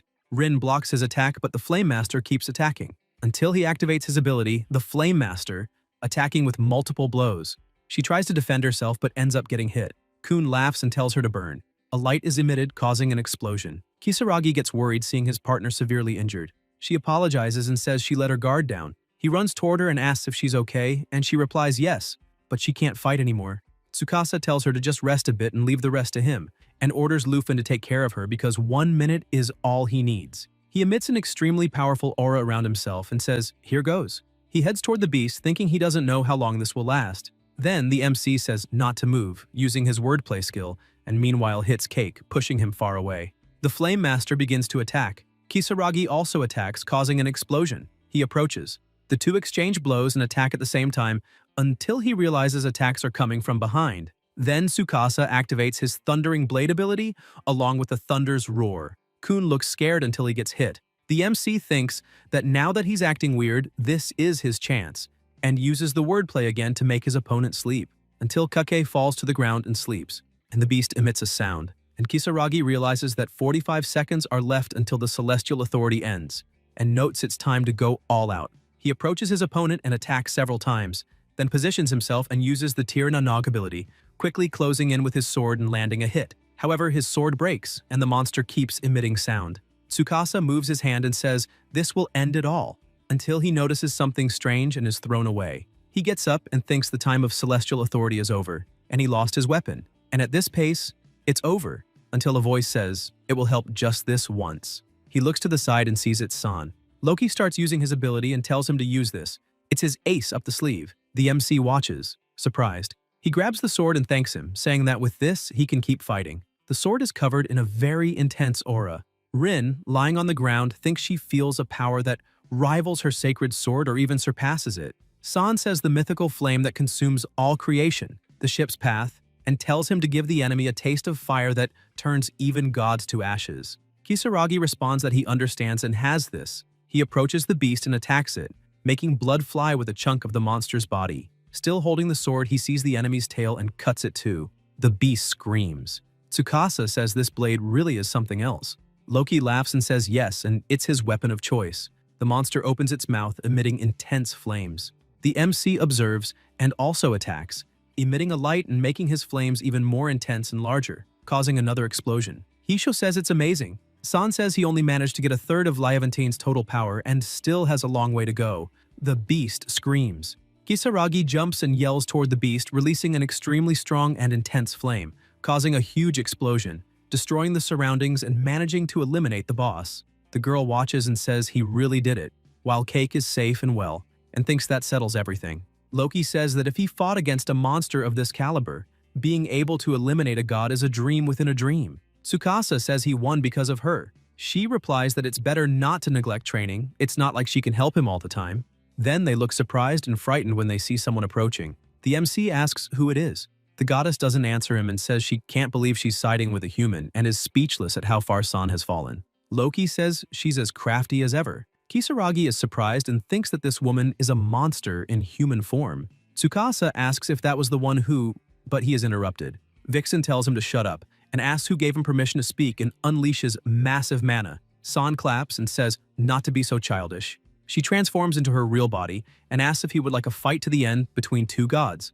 The MC asks what is that form? Vixen says she's grown quite a bit compared to that disgusting appearance from before. She replies that the room is full of mana, still far from reaching full power, but this form is more than enough to eliminate her. The goddess finds this hilarious and asks if she plans to fight while dragging around two dead weights, and that she's tired of the insults and that she can prepare to be eliminated. Kisaragi asks if it was her who cursed his sister. Loki replies that her name is Tamano no Mei, and she is the mistress of the mythical rank dungeon, 9 Tales of Beauty, as well as the culprit who pulled the strings behind this incident, and the god who cursed his precious sister. Tsukasa grabs his sword and says he understands she's the one who hurt his sister. San says that the way he is now, he has no hope of winning against her. The MC says nothing and heads toward the goddess with his skill. He observes her and attacks, but she blocks and says it's completely powerless. She throws him away and touches him, causing heavy impacts. They become worried. Kisaragi, persistent, uses his flame skill and attacks. Vixen asks if that's the flame of the almighty skill and says in the end it was just for show. She uses her power,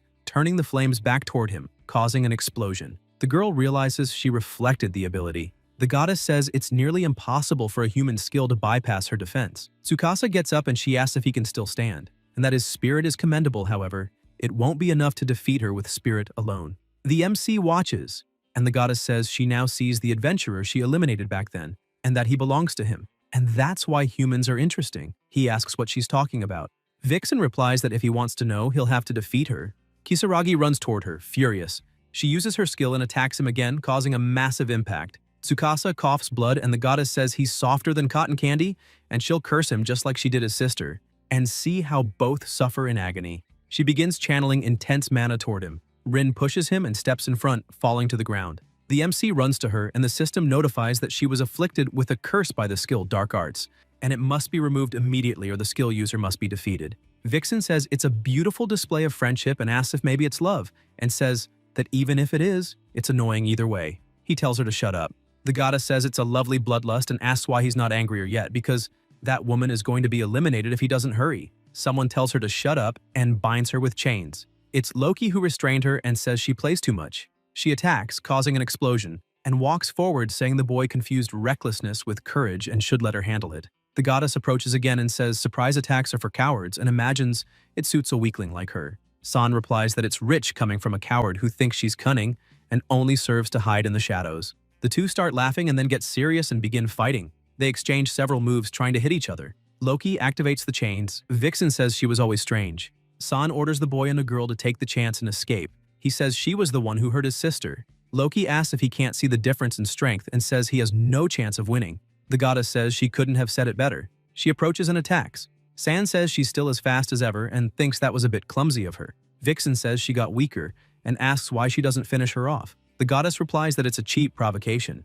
Loki asks if she's already leaving. Vixen replies to chase her, and if he does, he'd better be ready to be eliminated. The MC says to stop playing around because he won't let her go. San holds him and says he can't defeat her the way he is now. The goddess says that if he wants to remove the curse from his sister and friend, she invites him to go to the mythical ranked dungeon. She throws a card on the ground and says he doesn't have much time, and both will be eliminated if he takes too long. Kisaragi gets very angry and Loki holds him. Tsukasa says it doesn't matter if he was eliminated trying. Then she uses her ability to make him sleep and the MC gradually calms down, stops talking, and ends up closing his eyes. San says she should have eliminated them when she had the chance and will make her regret it, calling her Tamamo no Mei. Elsewhere, Kisaragi wakes up startled and sits on the bed, asking where he is because he was in a dungeon. Loki replies it's good to see him awake. He grabs her arm, furious, and asks why she stopped him. She replies it's because he would have been eliminated, and she apologizes for saying this after he woke up. But there are two things he needs to know, and she asks which he wants to hear first, the good news or the bad. Meanwhile, in another hospital room, Rin has her eyes closed. They arrive there, and San says she was afflicted by Tamamo's curse when she covered him. Tsukasa remembers. Loki continues saying his sister's condition hasn't changed, but if Tamamo was telling the truth, they don't have much time. He gets angry and she says to wait because she hasn't finished talking, and there were two things he needed to know and he hasn't heard the good news. The MC asks what she means by good news. San says that nine-tailed fox, there's a way to defeat her. He says to tell him. Kisaragi says that to do so, he'll have to abandon his humanity and asks if he's prepared to do that. Tsukasa replies that he should already know the answer and to defeat her, he'll do whatever it takes. Loki says she understands his determination. She moves her finger, a gate appears, and she tells him to follow her. The MC asks where they're going. San replies it's the majestic hall where only those chosen by the gods are allowed to enter Valhalla. It will serve as a training ground, the celestial sanctuary, an empty place. Kisaragi falls to the ground and says the air is heavy. She says she's worried about his future. A voice says she's back. She says it's been a while. Hildur says he's relieved to see her in good health. Loki says she's also happy that he's well. Hildur asks about the human and if he could be hers. She replies he's her partner and their relationship is nothing more than that, and she'd like him to train him, no matter how he manages it, until he's able to defend himself against them, leaving him under his control. Hildur asks what that means. San replies there's no need to overthink it and he can treat it as a fun break from usual duties. Hildur replies he understands and in that case, he'll gladly accept. The MC says that's not what he promised and asks if he was lying when he called this place a training ground. Loki replies that it's not a lie. It's certainly a place for training, but it depends on how much one gains from it. And if he wants to save them, he needs to train like his life depends on it, or else he won't be able to defeat the fox. Hildur asks if he means fighting against a god. She replies that his sister and friend were affected by the fox's curse, and both will be eliminated unless he defeats it. Kisaragi says he has to get stronger for their sake and for his own, and that's why he's there. Hildur understands, and instead of treating it like a mere dinner, will offer her help to eliminate the 9 tails of purity.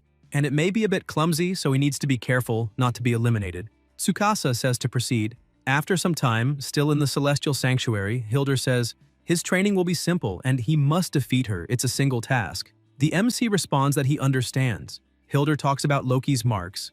She replies it would be tedious and asks if he can't just start on his own, saying that's why she doesn't like dealing with warriors. And she tells them to prepare, then to begin. The two greet each other with swords. Hildur calls him weak and asks if he really thinks he can eliminate a god like that. She hits him, raises her sword, watches him, and attacks, throwing him far away, telling him to get up because they're just getting started. Kisaragi says he's okay and asks that Lufin lend him strength. Hildur says she will train both of them and now fight like that's what this is. Tsukasa remembers his friend and sister with the curse and says he doesn't have time to fight there, and that he'll eliminate her. However, they fight, exchanging several blows until their impacts collide. Then, Lufin moves toward them. Hildur says it was good teamwork. He blocks the attack and says, it's not good enough. The MC uses his flame ability. Hildur notices and blocks the flames, and when she looks to the side, the boy is there, trying to hit her. Hildur moves her hand, turning it into a weapon and tries to strike him. Kisaragi says he couldn't get through, and his opponent asks if that's all, saying that at this rate, he won't defeat a god. Loki watches and thinks that at least this can be called a fight and supposes the boy has grown to this point, but it's time to call it. She claps and tells the boy to lower his sword, and that will be all for today. Inside the place, they're sitting around the table eating. Tsukasa says he has a question. She says she won't let him eat meat. He asks if they should really be having a peaceful meal like this, and if it wouldn't be better to keep training. Hildur arrives with more dishes and says not to be in such a hurry, to eat and rest well, and that taking a break is a form of training in itself. He replies that he doesn't have time for that. San tells him to relax because he has all the time, as spending 1 year in this training field is equivalent to a single day in his reality. The MC says not to reveal something so important like it's nothing, and that she should have told him that first. Hildur says that instead of complaining, he should get to work and prepare for the next day's training. Kisaragi sighs. Loki watches him and says he's a troublesome man. Somewhere else, she asked what he thought of the boy. The warrior replied that he doesn't know his place, and that many humans before him tried to defeat a god, and that adventurers are all fools who only seek to challenge gods to fulfill dreams and desires. That's what he always thought. However, the boy is different. He would risk his own life to defeat a god for the sake of another. And he doesn't dislike these humans and asks if she feels the same. She replies yes, and that he certainly kept her boredom away. 3 years passed since the boy began his training. Hildur asks if he remembers the score. He replies yes. 999 battles and 0 victories. He thinks he spent 3 years there, and every time they fought, he lost them all. He falls to the ground and the warrior says this will be their battle, and if he still can't defeat him after 1,000 times, then he's incapable of eliminating the fox, and allows him to use the celestial authority and tells him to come at him with everything he's got. The MC holds his sword and activates the skill, Celestial Authority, and says, here he goes. He attacks, landing multiple strikes. Hildur says it's still not enough and tells him to take it seriously. Kisaragi replies yes and that he's just getting started. He activates Vanargon's ability to attack. The warrior uses pseudo-dino armament to unleash it, causing a massive surge of mana. However, he becomes confused. Tsukasa attacks his opponent again and calls for Lufen. The wolf strikes, causing a great impact. Hildur observes, the attacks are unleashed. The warrior's armor breaks and he says he did a good job, and that it was a marvelous strike full of conviction. And with that, he'll be able to face a god. The MC just watches. Hildur admits defeat and says he has become very strong in these short 3 years. Kisaragi thanks her and says he managed it because of her. Loki approaches clapping and says it was as expected from a man who saw promise. And just to keep quiet about the fact that he was captivated by the warrior at first sight, Tsukasa replies he wasn't captivated, just surprised, since it was the first time he saw her face, and that her beauty is only second to hers. San says he can understand why he fell in love and that she should take off the armor more often. She answered that she must always be ready for combat, and it's natural to wear it all the time, otherwise she wouldn't be able to proudly serve as a knight. And it's time to hunt the fox. San tells the warrior to accept it, he doesn't quite understand, and Hildur tells the boy and Lufen to come closer. She touches his head and says this is her gift and hopes he can accept it. The system notifies that the skill copy and Einherjar has been activated, and with this skill, he'll be able to transcend human limits. Next, she touches Lufen and says this will overload his body the longer it's active, so he must use it wisely. She will also give an item to be used when his master is in danger. Lufen gets excited. San asks if she remembers when he asked if he was ready to give up the ability, and this was the answer to that question. The MC says both their names and thanks them, saying that because of them, he can fight now. Loki watches and Hildur says she found a good partner. She replies he's a man she can be proud of. And it's time. She asks if they should confront the fox directly. Kisaragi replies no, and that before that he wants to see his sister and his friend because this might be the last time he sees them. After a while at the hospital, he apologizes to his partner and says he will take down the fox even if it costs his life, until his sister arrives and asks what he was doing all this time, and says she heard that both were taken to the hospital and got really worried, and asks if he got a bit taller or older. Tsukasa replies he's older and jokes with her. Then he says there's something he needs to tell her. After some time at the same place, Mayu asks if he's going to the mythical level dungeon for her disease and his partner's. The MC replies that's right and that it's his fault his partner collapsed, and he's been diving into dungeons to cure her disease, and he has no choice but to go. His sister touches his hand and says she won't tell him not to go, but asks him to promise to come back no matter what. Kisaragi sighs and says he told her before he won't leave her alone, and that he'll defeat that god and will definitely return, and that she can believe and wait. He opens the letter until a circle is presented.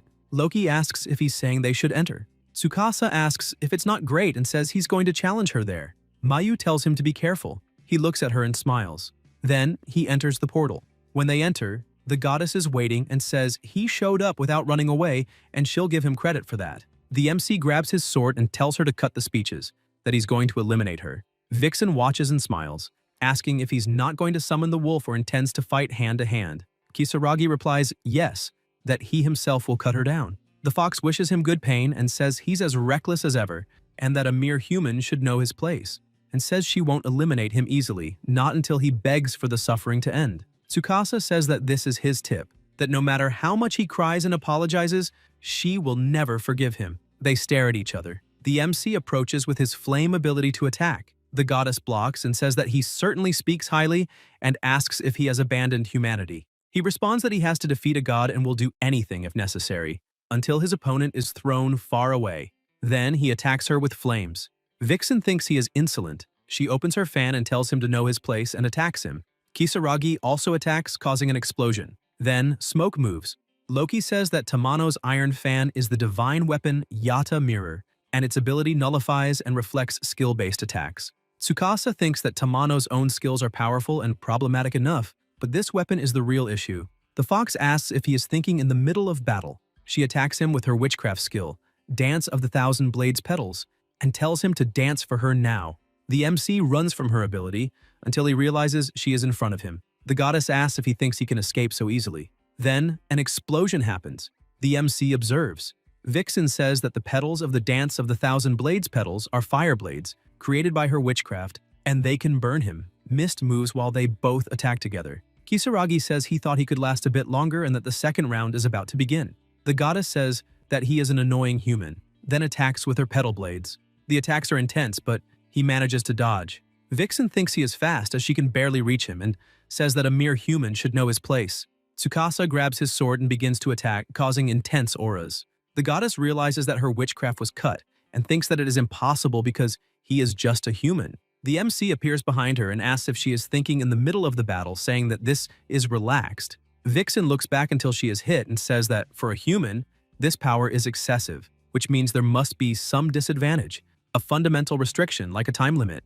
Kisaragi responds that she is right and that is why he is giving up on being human. Suddenly, a huge aura is emitted around his body. He activates the ability to walk beside gods and says that he bets his life that today he will eliminate her right here. The goddess asks if he has surpassed the selection of gods and thinks that is absurd. Loki says that it is not absurd. It is what he desired to defeat her. Vixen says that this is a clear intervention in favor of humanity and that it is unacceptable. San asks who said it is not allowed and who decided that helping humanity was prohibited. And if they are allowed to live or be eliminated, it is her decision. If it opposes this, even if it is a god, she will show no mercy and eliminate it. But the one who will judge her is not herself. She approaches the boy and tells him to show his determination. The MC starts to attack. The goddess says that she will crush this resolution into pieces. She also attacks. Kisaragi makes a move with his hand, emitting his ability, causing several attacks and moving quickly toward her. He tries to hit her with a strike. Then he uses his flame ability. Vixen says that even though he gained divine power, this level of flames is nothing. Tsukasa tells her to learn from experience. He attacks her with flames, then grabs his sword to attack again, causing a huge explosion. The goddess ends up being hit and, with severe wounds on her face, tells him not to regret it. She looks shocked and is hit again. Vixen groans in pain on the ground and says that it is insolence for him to dare to trample on a god and that she will never forgive him. Her mana grows stronger. The MC also prepares for the attack. They exchange intense blows for a while. The goddess becomes very angry and insults him. Kisaragi continues attacking and uses his skill Mirror Image, Paradise, Winter's Feast, and the ever-young Earth, causing a strong impact and an explosion. San asks if he realizes that it is still not over. He replies that yes. Loki tells him not to let his guard down until the end, because even a cornered rat can bite a cat. Vixen gets up even more irritated and says that such a humble being forced her to fight seriously. San approaches the boy and says that she has finally shown her true form. The system notifies that the skill of the auspicious celestial beast is being activated. The goddess says that for the crime of mocking a god, even 1,000 times until the end would be too lenient. Tsukasa asks if this is her full power and says that this means it is her true form. Loki tells him to prepare because from now on, it's the final battle. The fox attacks. The MC, with his sword in hand, also attacks with his intense skill. Vixen blocks and says that he was too slow. She hits him and repeats that he is very slow. An explosion occurs. Kisaragi, on the ground, says that this is the true power of a god. The goddess asks if he isn't going to let her win so easily. She attacks again, but he dodges. He also prepares to attack, and she asks if he doesn't realize that the attack no longer works. She attacks again. Tsukasa tries to block but ends up falling to the ground, breathing heavily. The fox says that he seems to be having quite a hard time, and that even his divine presence is fading. The MC asks if she is blind and says that the real battle starts now. He releases several flames toward his opponent, causing impacts until he is hit and thrown far away. Vixen says that he is like a bright candle in the wind, but she won't eliminate him so easily. Kisaragi summons his wolf. The goddess asks if he came running to help the master and how such a humble creature can do anything. Lufin makes a move on the ground, emitting a strong aura around him, and his collar begins to shine intensely and becomes much bigger. The fox realizes that it is the silver wolf that devours gods. Lufin opens his enormous mouth and moves toward her, attacking. Tsukasa watches the two attacking and exchanging extremely strong blows. Vixen says that a mere wolf shouldn't rush. She attacks while Lufin dodges the blows. The MC asks if he is really becoming Fenrir. Loki explains that this is his true form and that, compared to his original strength, he is still far from his full potential. and the collar that Hild gave him has a time reversal effect, allowing him to become his fully adult self in the future just once. The wolf bites his opponent. The fox screams in pain. San continues explaining that it is a forced transformation through the power of an item, and that it won't last long, and the one who will deliver the final blow will be the boy, who must not miss the opportunity. Kisaragi responds that he knows. Lufin emits a powerful aura. Vixen grumbles in pain, and the wolf still moves toward her. She says that he uses cheap tricks and attacks, causing large impacts, telling him to bathe in the never-ending flames of the divine curse. Lufin crouches, opens his mouth, and releases an enormous power, causing an explosion. The wolf ends up being injured and falls to the ground, on top of a pool of blood. Tsukasa becomes worried. Loki says that his body isn't keeping up with the power. The goddess says that it's just a mere dog trying to challenge her with borrowed strength, and that the two are more than foolish. The MC looks furious and approaches her quickly, using his flame ability. The fox says that they are all annoying and persistent. Kisaragi approaches his pet and says that he doesn't need to get up, so he can rest. Lufin watches him, and his master tells them to fight together. They rush together toward their opponent, using their skills. Vixen says that they are using the same move over and over again, and that this is her true fox magic, burning until elimination in endless petals. Tsukasa moves quickly and calls his pet. They attack, causing explosions and large impacts. The MC watches and thinks that, if this continues, they will be overwhelmed, and wonders if he should release his skill at full power and direct burn, but realizes he can't even get close with that tail in the way. The wolf walks furiously, dodging the attacks, and heads toward his opponent until he bites her. Kisaragi thanks and praises him, using his skills of prophecy, divine catastrophe, heavenly fangs, maximum production, and pure black cut. It causes a huge explosion, and he runs towards his pet until he feels a pain and thinks he can't deactivate his ability yet. Vixen stands up and says that he dared to disrespect a god and that she will never forgive him, ordering him to descend immediately to the underworld. Tsukasa moves quickly. She looks back and asks if it's a sneak attack. The MC asks if he didn't already say he would be the one to cut her. The goddess says it was very arrogant and that even though he gained divine power, he would never defeat her and that he will be eliminated under the curse of the gods. Kisaragi extends his hand, wanting her to stay still and to burn in the flames of the divine curse itself. The fox begins to scream. Tsukasa says she will be burned by her own curse. He approaches her lying on the ground and she tells him to wait, that she will remove the curse from the two girls and that he can lower his sword. The MC tells her not to be ridiculous, that she tormented his sister, his only family, and as if he would ever listen to her. Vixen smiles and asks what if she told him about the true elimination of his parents. Kisaragi asks what she's talking about. The goddess laughs and asks if he really doesn't know. He doesn't understand much, and she also says that he doesn't know his parents were adventurers and an annoying pair both to him and to themselves. Tsukasa asks how she knows. She replies that she herself eliminated them and cast a curse, telling them that if they wanted it to be lifted, they would have to sacrifice their companions, but they hesitated and suffered. They apologized while handing over their companions, and watching a tragic and ridiculous play of love and hate is her greatest pleasure, and still, when it came to his father and mother, instead of offering a sacrifice, they challenged her to protect the child that would be born. The MC asks if it could be his sister's curse. The fox answers yes, and that his sister was cursed by her before she was born, and although she must admit she never expected other children to exist. If she had given up on one, they wouldn't have to be eliminated, and asks what else could she call this but foolishness. Kisaragi thinks that his parents just lied and that they also knew his sister's illness was due to a curse. Vixen says that seeing them fight to defeat her was fun and, at the same time, annoying. He asks if that's why she eliminated them. The goddess asks if a swarm of flies buzzing around him wouldn't be annoying. Tsukasa says her name and that he will eliminate her with his own hands. The two attack at the same time.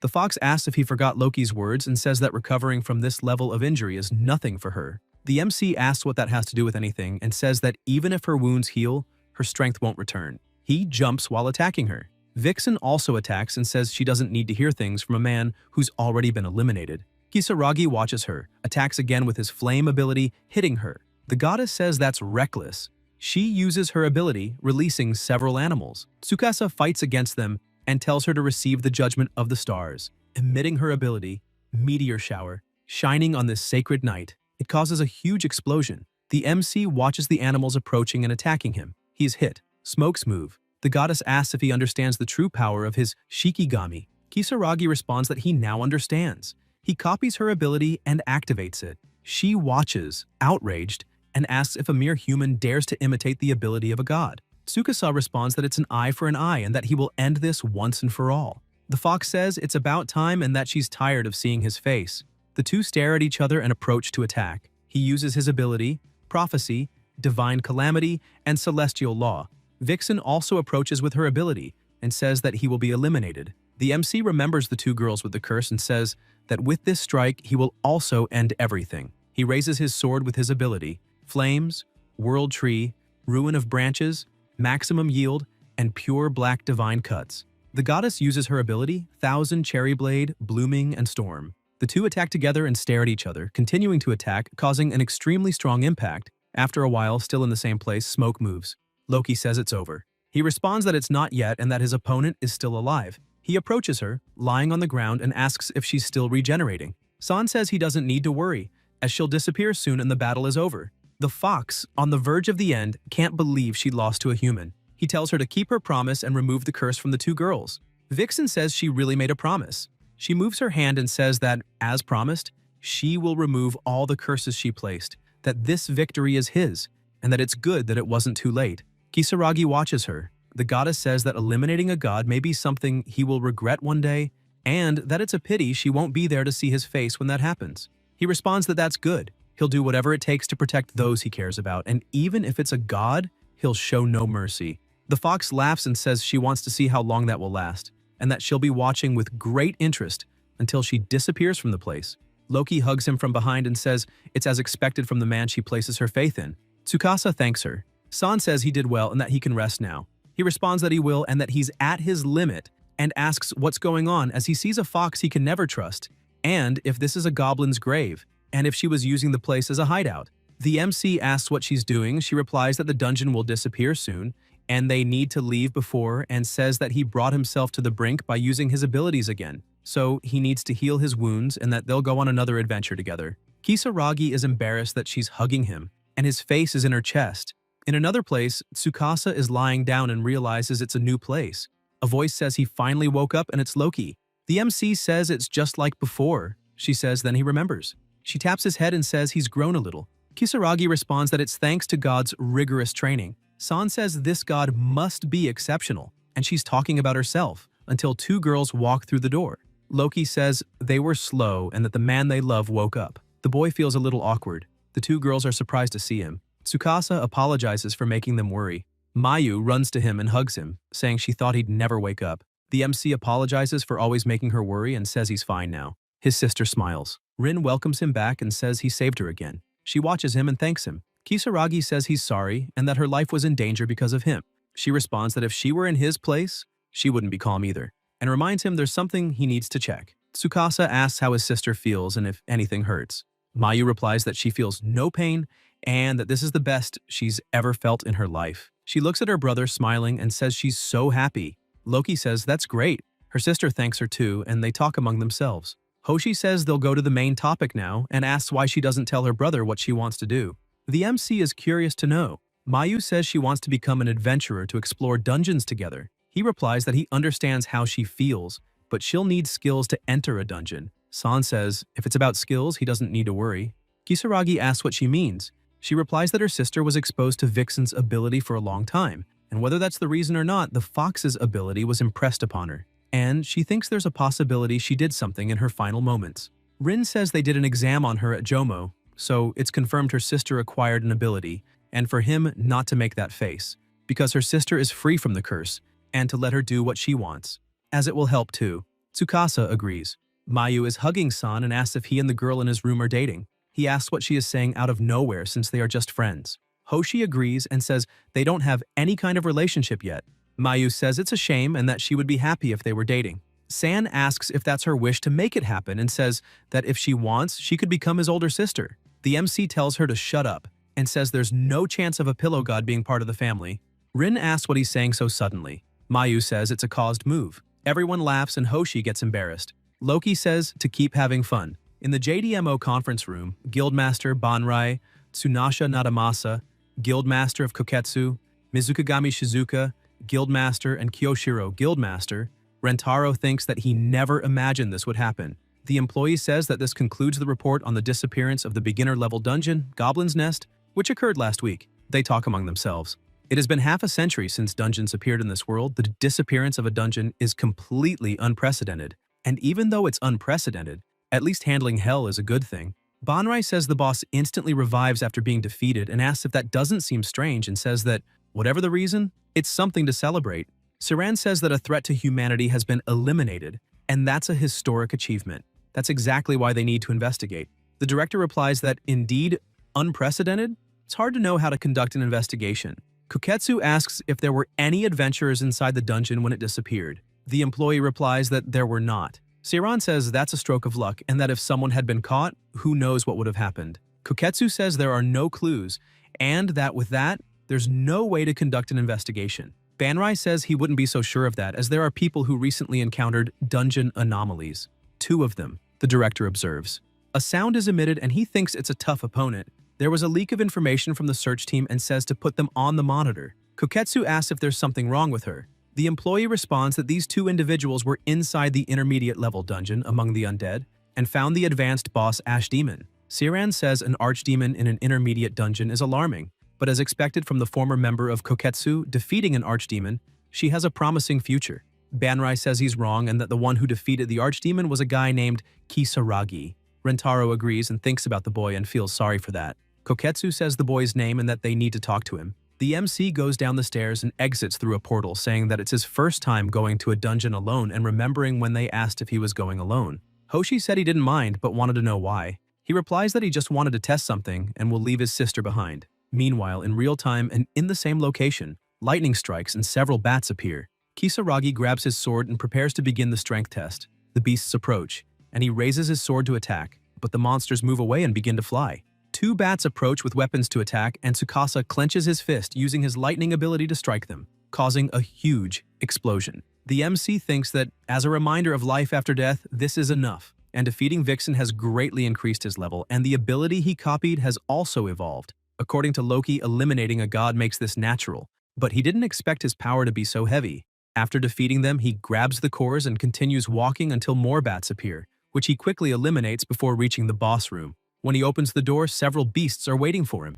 Kisaragi thought he had reached the boss room, but it's just a mid-level boss room. The monsters approach and he attacks them, wondering if this is a test of his strength. Then, a large attack is unleashed in the middle of the bats. The beasts watch, and Tsukasa uses his flame ability to attack, burning them. He then positions himself and says that choosing a high-ranking dungeon was the right decision because if it had been a mid-ranking dungeon, this attack would have been over instantly, and there's still something he wants to test. He observes the guards, crouches, and begins emitting his lightning. The guards make sword movements and look at each other. The MC stays in position, with lightning surrounding him as electricity is activated, and he also activates it to explode the dive flame, causing a huge impact. The core falls to the ground. Kisaragi moves since there's still one left and tells him not to be eliminated easily. The guard approaches with his shield.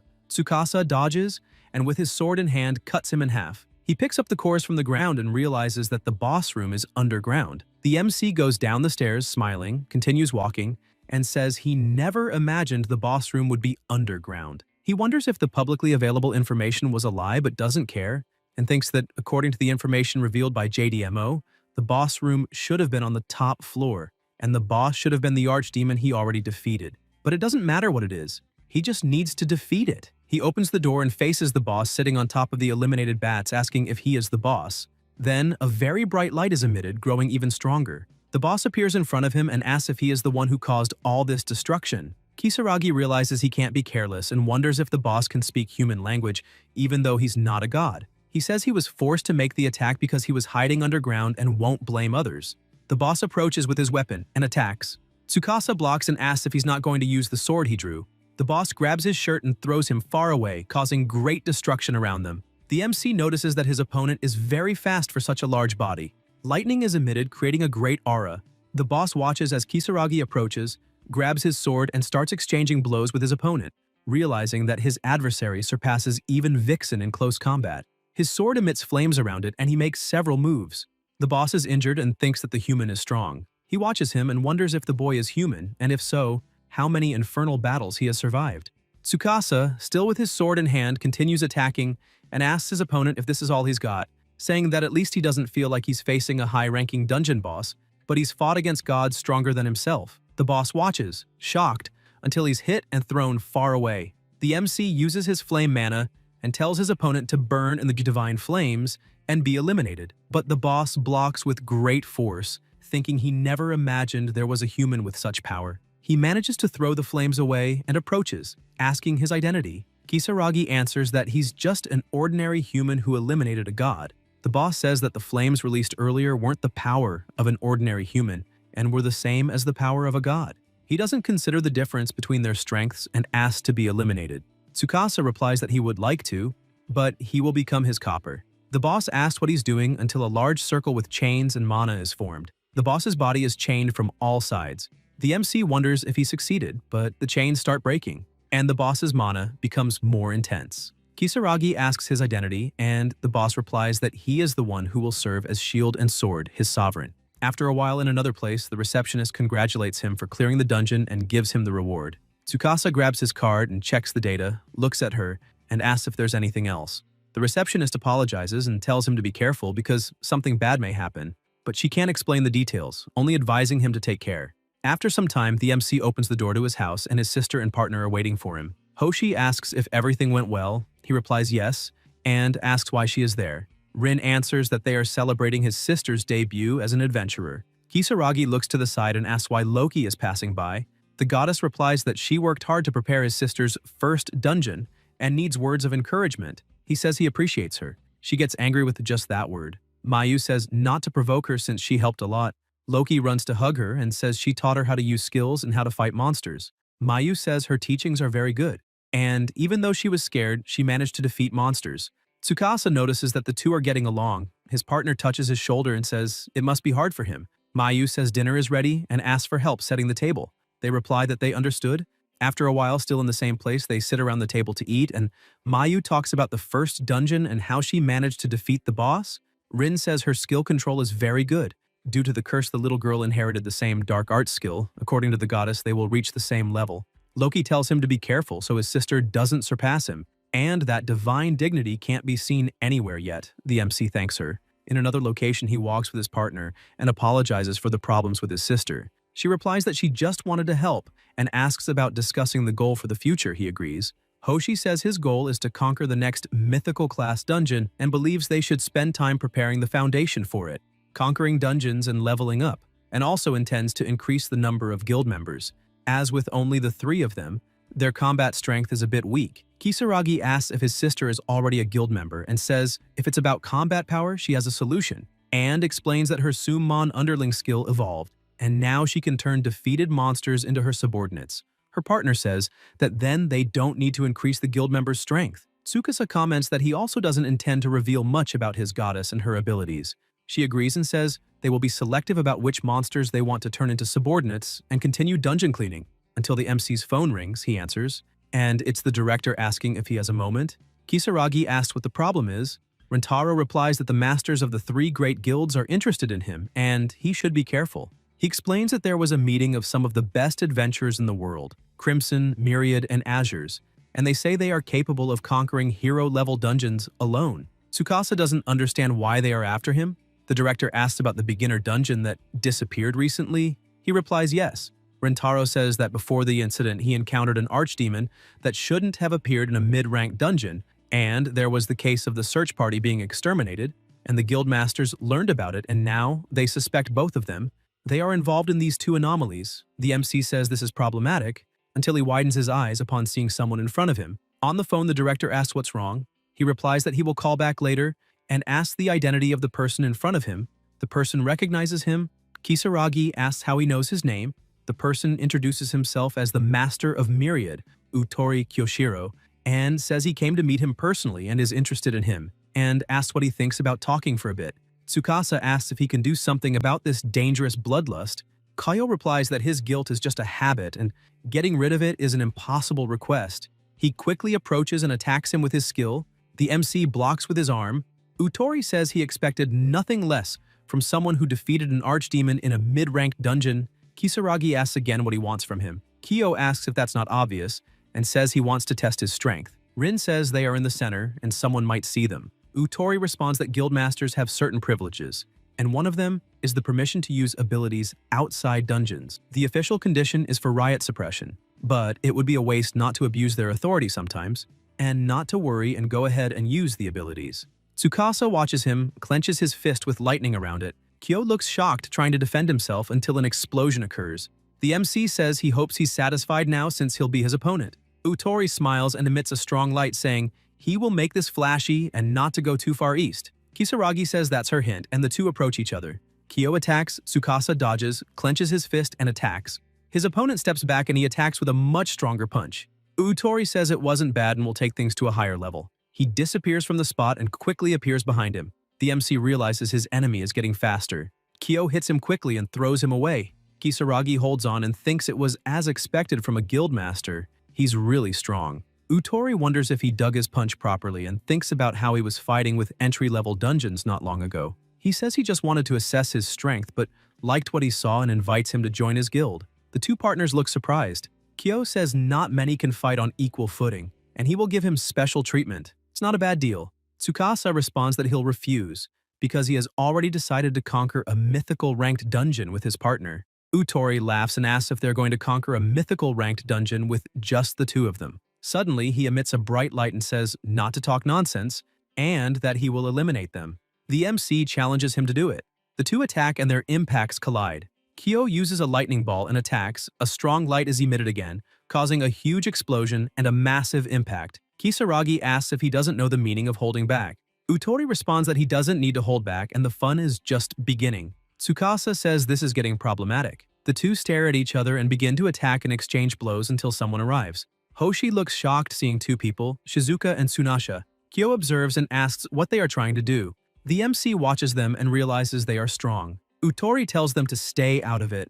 Namasa asks if they can't behave once and for all. While the two are fighting, Mizuki apologizes and says she didn't want to ruin his meeting. Kisaragi responds that they are just walking around and asks if she shouldn't stop them. She responds that if they leave them alone, it will end soon. The two partners look awkwardly until the two stop fighting. Shizuka asks if they have the awareness of a guildmaster and didn't think he was this foolish. The two start exchanging insults. Mizuki says she will inform the director about the two idiots. She calls for the boy and asks if he knows about the dungeon disappearance incident and says even the smallest detail is good. Tsukasa asks why she's asking him and if she thinks he knows something. Kyo says he and the girl have already encountered dungeon anomalies twice, and it would be more irrational to assume they don't know anything. And if they are aware of both incidents, it's natural to suspect they are involved in the dungeon disappearances. Namasa asks if something comes to the girl's mind. Hoshi responds no and says it's nothing in particular and she was too busy trying not to get eliminated.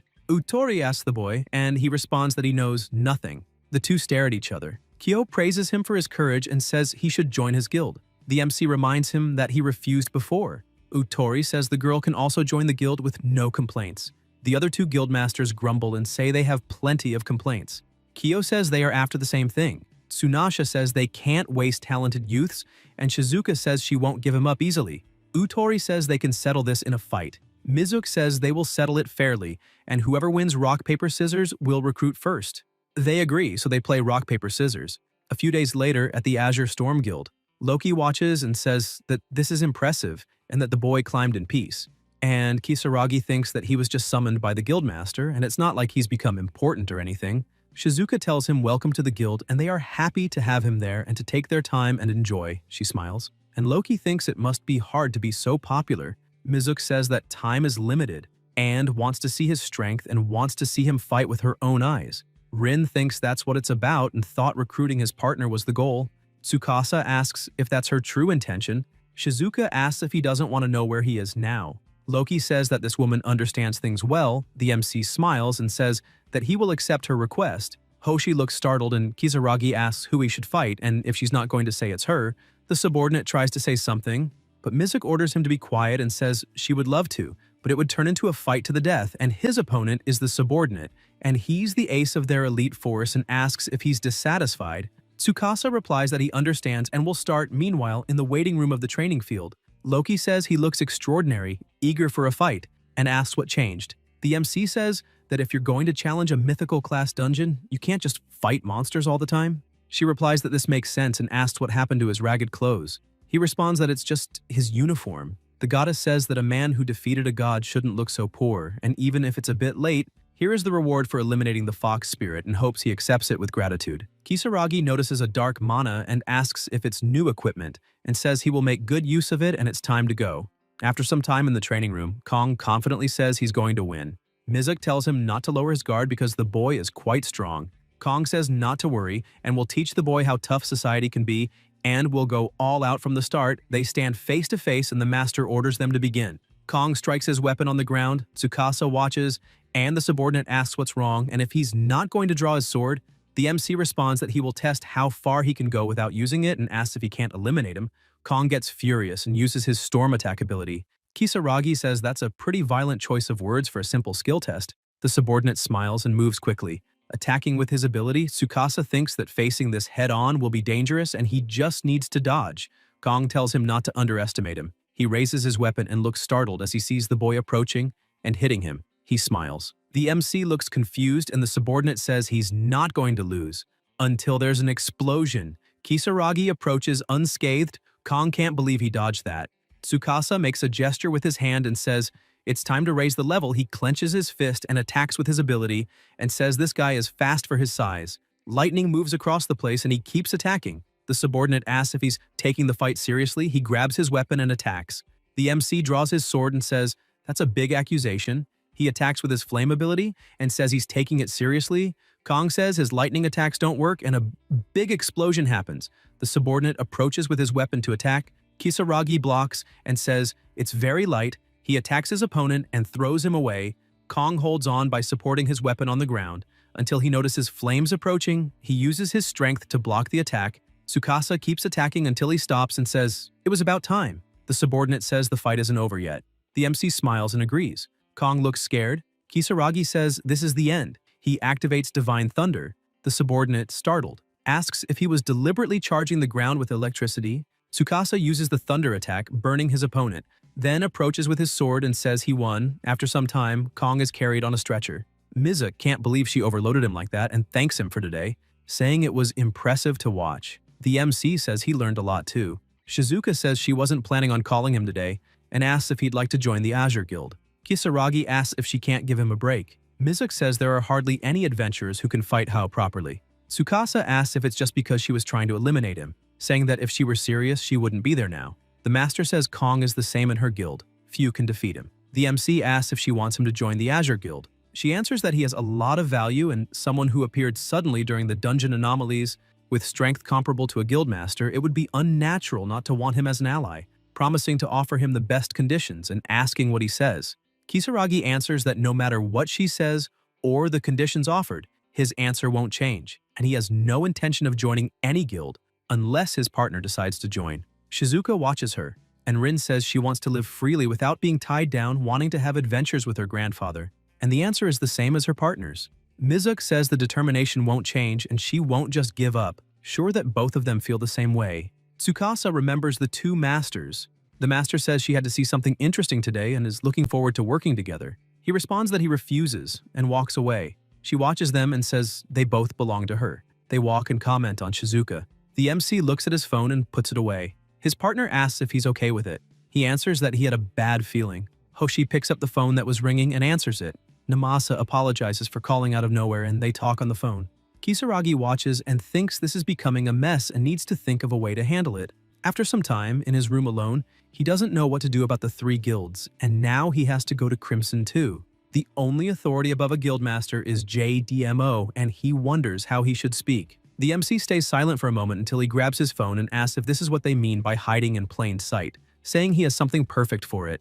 He calls someone and asks if they have a moment because he needs to discuss something. At JDMO, Kyo asks what the director is thinking. The other guildmasters are sitting, waiting for Tudu, and they think this must be about the boy. After some time, inside a room, Rentaro says the preparation took longer than expected. Uktori asks what he wants, as they are busy. The director says he is also busy because of the mess he caused and has already heard about the boy. Even for the 3 guilds, there are limits. They respond that they can't leave someone with so much talent without attention, and would like to hear the boy's opinion. The MC says they'll settle it with a match and will join the guild that wins. They want to know the terms. Tudu says it's a 4-way competition between them, a race to clear a dungeon as fast as possible, real-time attack. Kisaragi says the guild that defeats the dungeon boss first will be in. But if they win first, the master interrupts him and finishes saying that everyone stopped recruiting him.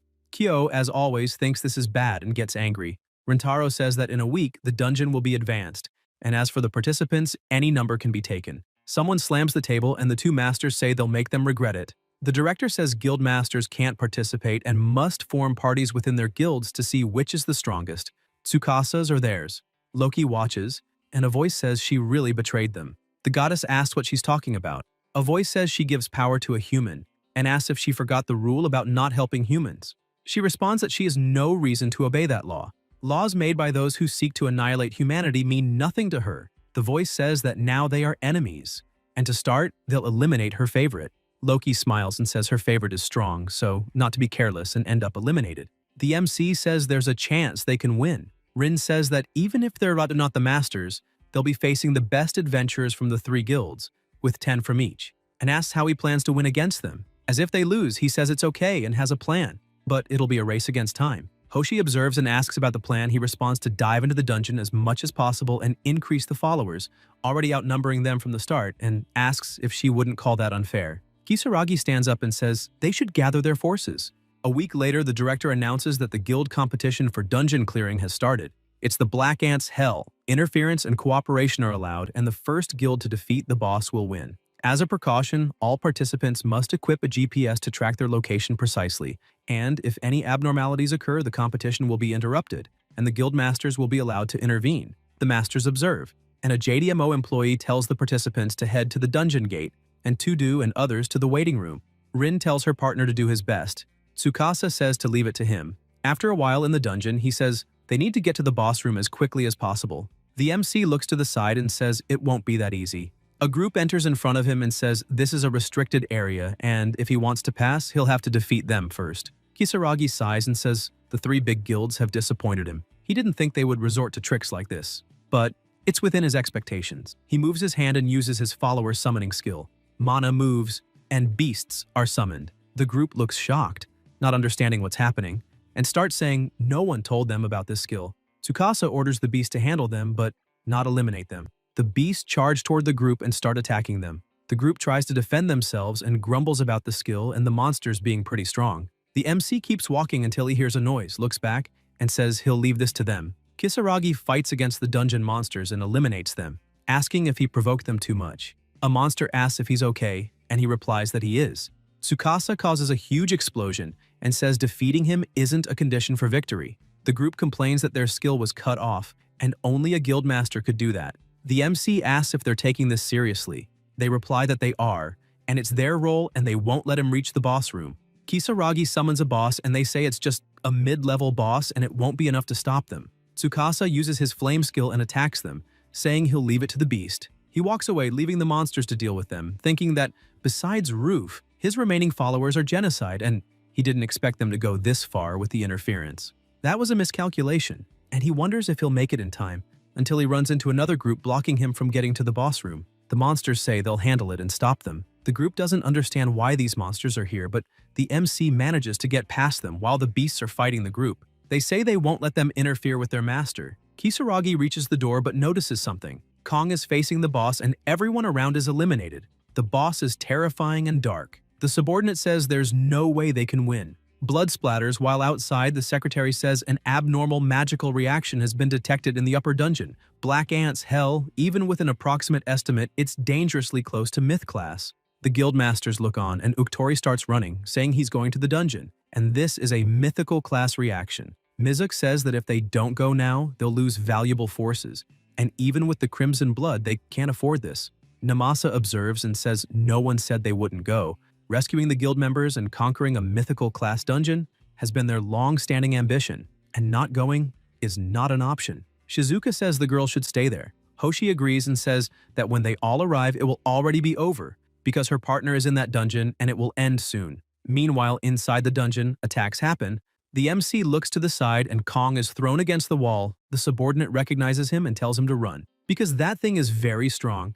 Kisaragi watches and thinks that this is not the original boss of the Black Ants' Hell and is stronger than the Demon King genocide. Kong tells him to stop. Tsukasa says that talking will only make the wounds worse, and thanks to all of them, his stress is increasing, and he will take it out on that thing, and tells the creature that he doesn't know what it is, but will pay for ruining their match. He moves quickly towards the monster, dodges, and observes it. Attacking with his sword, the monster is thrown far. The two stare at each other. The MC realizes that the beast has regenerated. The monster watches him and causes an explosion. Moving quickly, Kisaragi attacks it multiple times with his sword. The monster approaches with massive mana and tries to strike him, but notices something strange. It can't hit him. Tsukasa moves immediately and strikes his opponent with several blows and taunts him, saying that soon he will understand who the real hunter is here. The monster approaches. The MC activates his ability. The beast tries to attack him, but he dodges and says it's too slow, then approaches his opponent, emitting a strong light, and attacks. The beast says the boy is much stronger than anyone who fought here before. Kisaragi orders it to kneel. The monster doesn't understand anything. Tsukasa asks about his identity, and if he is a servant of someone and who is behind him, the beast becomes furious until one of its limbs is cut off. The MC cuts it several times and says that if it doesn't answer, he can simply eliminate it, but he wants it to swear loyalty. He closes his eyes and uses his subjugation ability, then opens his eyes and the system notifies that the subjugation was successful. The monster apologizes for its earlier insolence and swears on its sword and shield. Kisaragi asks who is behind him. When the beast is about to speak, someone interrupts and says that the boy managed to make Diabolan his subordinate. Haim says he imagines that this Godslayer title is well-deserved, because if even Loki is interested in him, he can understand. Tsukasa asks if it's him who is causing all this trouble. Dahl says this is their first meeting, introduces himself, and says he is here to eliminate the one who defies the gods. Loki asks if he really wants to eliminate her favorite. The MC asks if they know each other. She replies that he's an old acquaintance and they severed ties a long time ago. Haim says that after betraying them, he still has the nerve to say that and could calm down when eliminating this guy. He quickly approaches the boy and says he is a very impatient man. Kisaragi says he is the only one who can talk and thinks that he can't go after him. Dahl wants to know what's wrong, and if that's all the boy has, he holds his sword and tries to attack, but Tsukasa dodges and asks if he really thought he could end this in one go. Haim tells him to be proud of dodging those attacks. The MC asks if her friends are always this arrogant. Loki replies that he's always been like this and they're not friends, just something opposite, and says he's an extremist who supports the destruction of humanity, and they are fundamentally incompatible. Kisaragi asks what he means by that. Dahl says it's by eliminating the insolent ones who defy the gods. That's his duty, and he shouldn't mess with him. Tsukasa emits a great aura, summoning his beasts, which is a familiar summon, calling Genocide and Diabolantis, and asks if Diabolantis can also fight. He replies that yes, and that their opponent is a god, and they can't lower their guard. Haim says that in the end, it's just a turbine. The monsters charge towards the opponent to attack. Dahl is faster and uses his ability to stop them from approaching and also attacks him. The other stronger beasts approach, and the god asks if he forgot the blessings granted, only to now turn against them. He blocks the attack from the two monsters, breaking their weapons and grabbing his sword, making several moves and cutting them. While they are being defeated, they apologize to their master. The MC thinks that even if the familiars are defeated, they can be summoned again. But against this one, it wouldn't matter. An intense mana moves around him. Haim observes and opens a portal. Kisaragi asks if he's trying to run. Dahl responds that it's a cheap provocation and that the introductions are over. His job is to bring justice to the insolent, and he will return one day, and when the time comes, he won't be able to hold back. Tsukasa says that's great. The god leaves and they watch until Loki notices something. Kyo runs up and asks if they're okay and what happened to the boss. The MC answers that he defeated him. The other masters also approach wanting to know about the boss. Utori stomps his foot on the ground and asks what really happened there, and says that depending on the answer, they may detain him.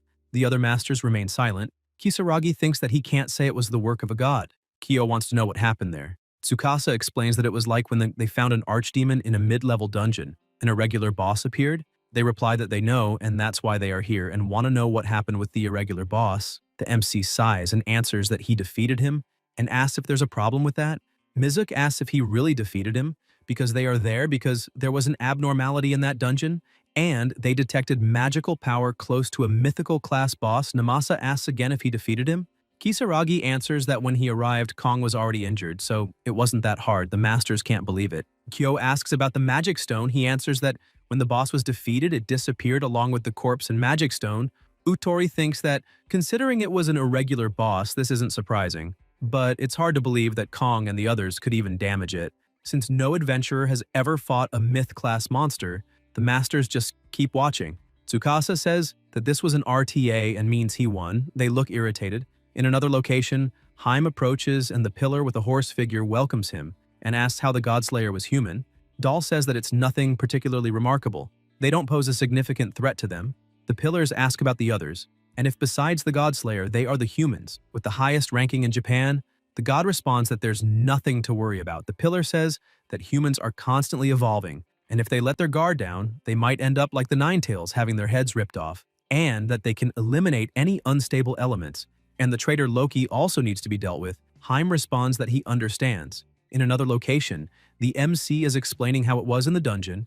Hoshi talks about Dahl and asks if the gods can move freely outside the dungeons. Loki responds that yes, although it consumes a lot of magical power. Rin says that means the god can appear in any dungeon. The goddess says that even though he can move, he's not omnipotent and there must be a cooldown period before he can use it again.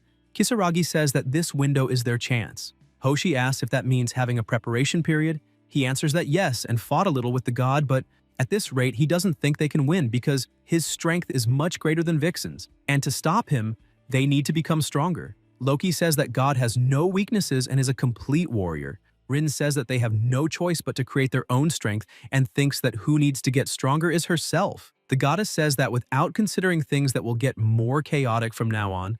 Tsukasa responds that he knows. Loki says to stop talking because it's time for his sister to have dinner. The MC says that the two are like sisters. Until a noise is made and it's his cell phone ringing, he answers. And it's the master saying that she has a small proposal she would like to share. After some time in the dungeon, the hero-class flautist with a mask, she thanks the two partners for being there. Hoshi asks what brings her here. Mizuki replies that she still needs to dive into dungeons sometimes to keep her body from getting rusty, but it's lonely to go alone. So she called the two of them and asks if this is a problem. Kisaragi says this is an opportunity to see the guild master in action. Shuri says that as thanks for the other day, she'll give an appropriate demonstration. Rin watches them and wonders if everything will be alright. Skeletons approach. The master grabs her weapon and stays alert. Loki finds a beautiful blade. Hoshi says it's a hero-class weapon just like her sacred sword. And the name is touched by the wind of the white world. Mizuki attacks them with her freeze skill and says that the name of this child is Snow White. Her precious partner Loki is impressed with both the sword and her strength. Tsukasa quietly says she's the master of one of the three great guilds, and there's no way she can be weak. Shai asks what's wrong. He replies that he was just admiring her skill. She smiles and says they will fight together from now on. MC grabs his sword and asks his partner if she can do this. Hoshi replies yes and to go. Then they start attacking the skeletons. While Rin attacks one skeleton, another approaches from behind, but they are immediately attacked. Kisaragi orders them to stay still and he activates the wordplay, then activates his flame skill and attacks, causing an explosion. Hoshi thanks him for saving her. Tsukasa approaches asking if she's alright. She replies that yes, and next time she'll do it correctly. The master says that for the first hero-class dungeon, they're doing very well. Meanwhile, she's freezing the skeletons. MC is impressed with her power. Mizuki says to move forward because the boss room is ahead. If you enjoyed this video, subscribe to the channel, hit the bell icon, and like the video. Thank you.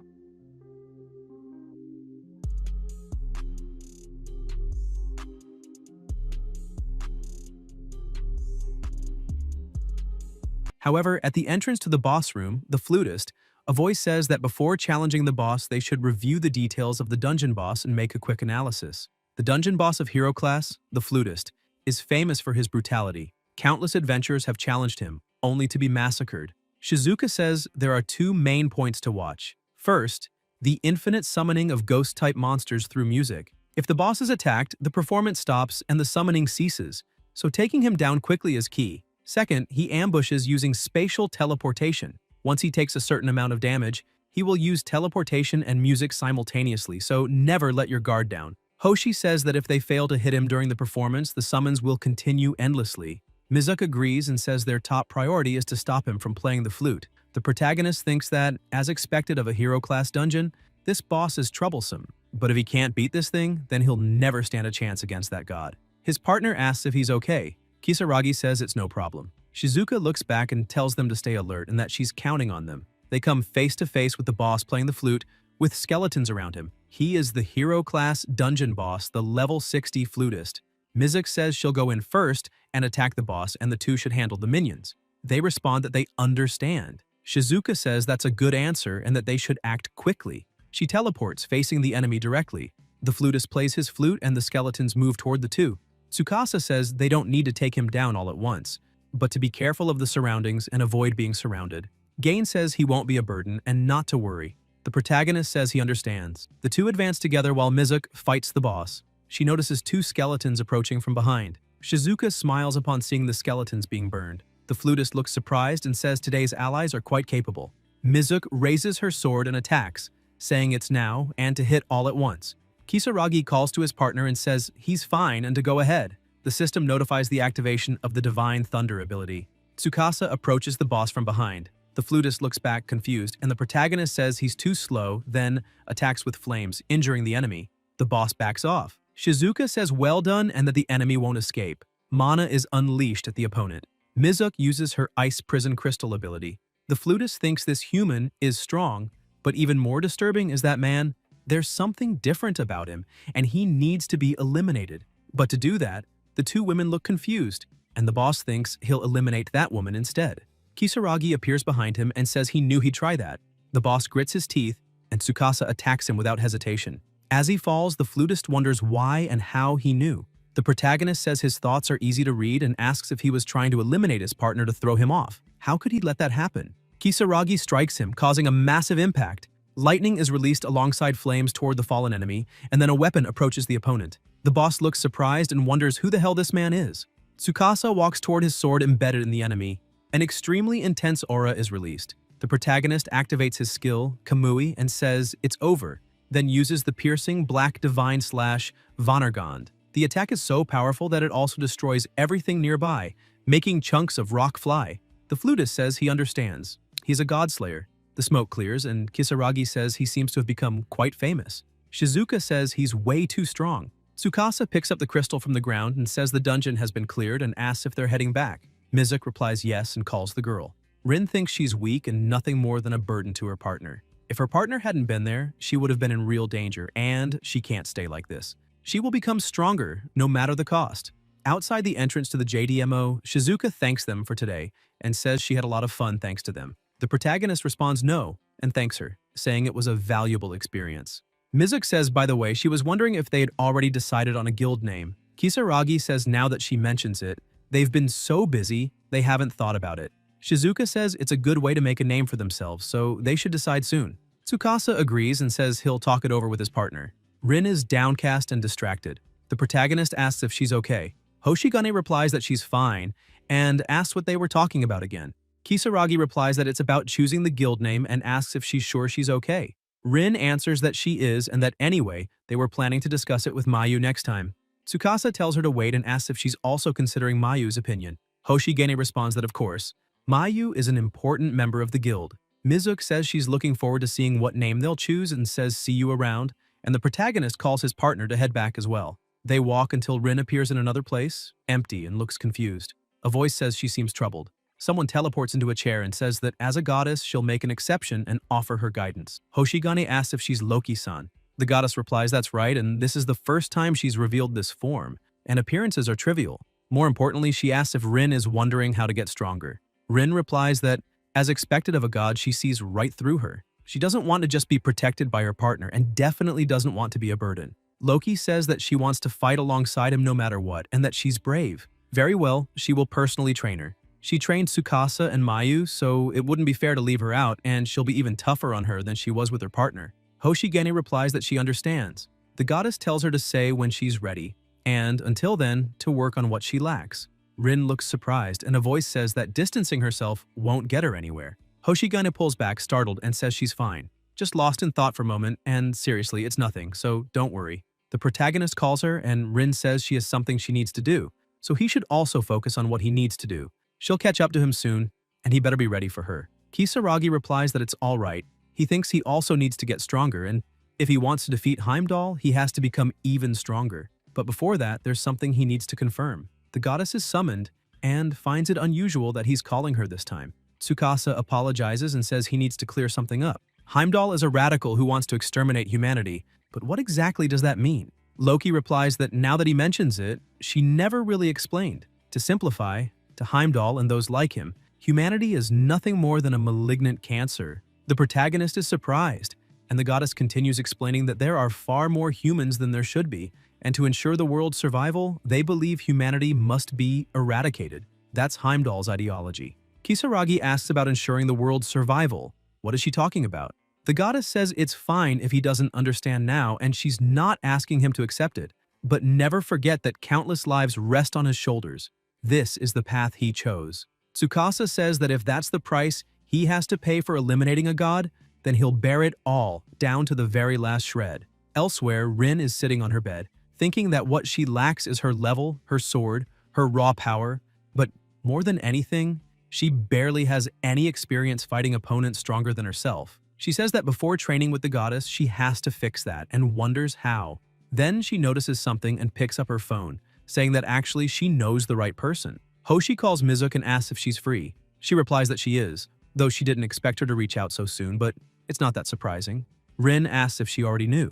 Shizuka replies that she had a hunch. Her expression when they left reminded her of herself, not wanting to be left behind by her companions, not wanting to be a burden, wanting to be stronger. She went through the same thing once. Hoshi says she's surprised and never thought Shizuka had gone through that.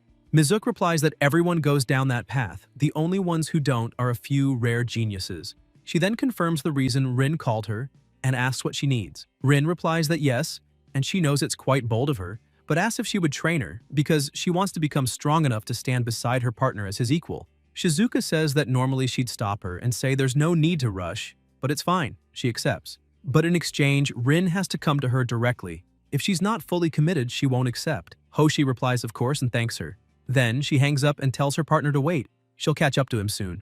At the JDMO Underground Special Training Fields, Loki says she thought they were heading to a dungeon and asks what they'll be doing today. The protagonist replies that this is preparation, so he won't have to rely on abilities, and thinks he can summon more familiars now, but they won't work against the gods. Divine Power, Einherjar, a knight who walks with the gods. Even his trump card has risks, and he says that first, he needs to grow stronger, and for that, he needs their help. The two reply that it's as he commands. Kisaragi says he's coming at them seriously, so they'd better come at him as if they were trying to kill him. The two approach to attack. In the Azure Storm Guild's underground training field, Mizuki approaches and apologizes for making her wait, saying it's time to begin. She must go at her with the intent to kill and do her best not to lose her life. Rin, with her sword in hand, replies that she understands.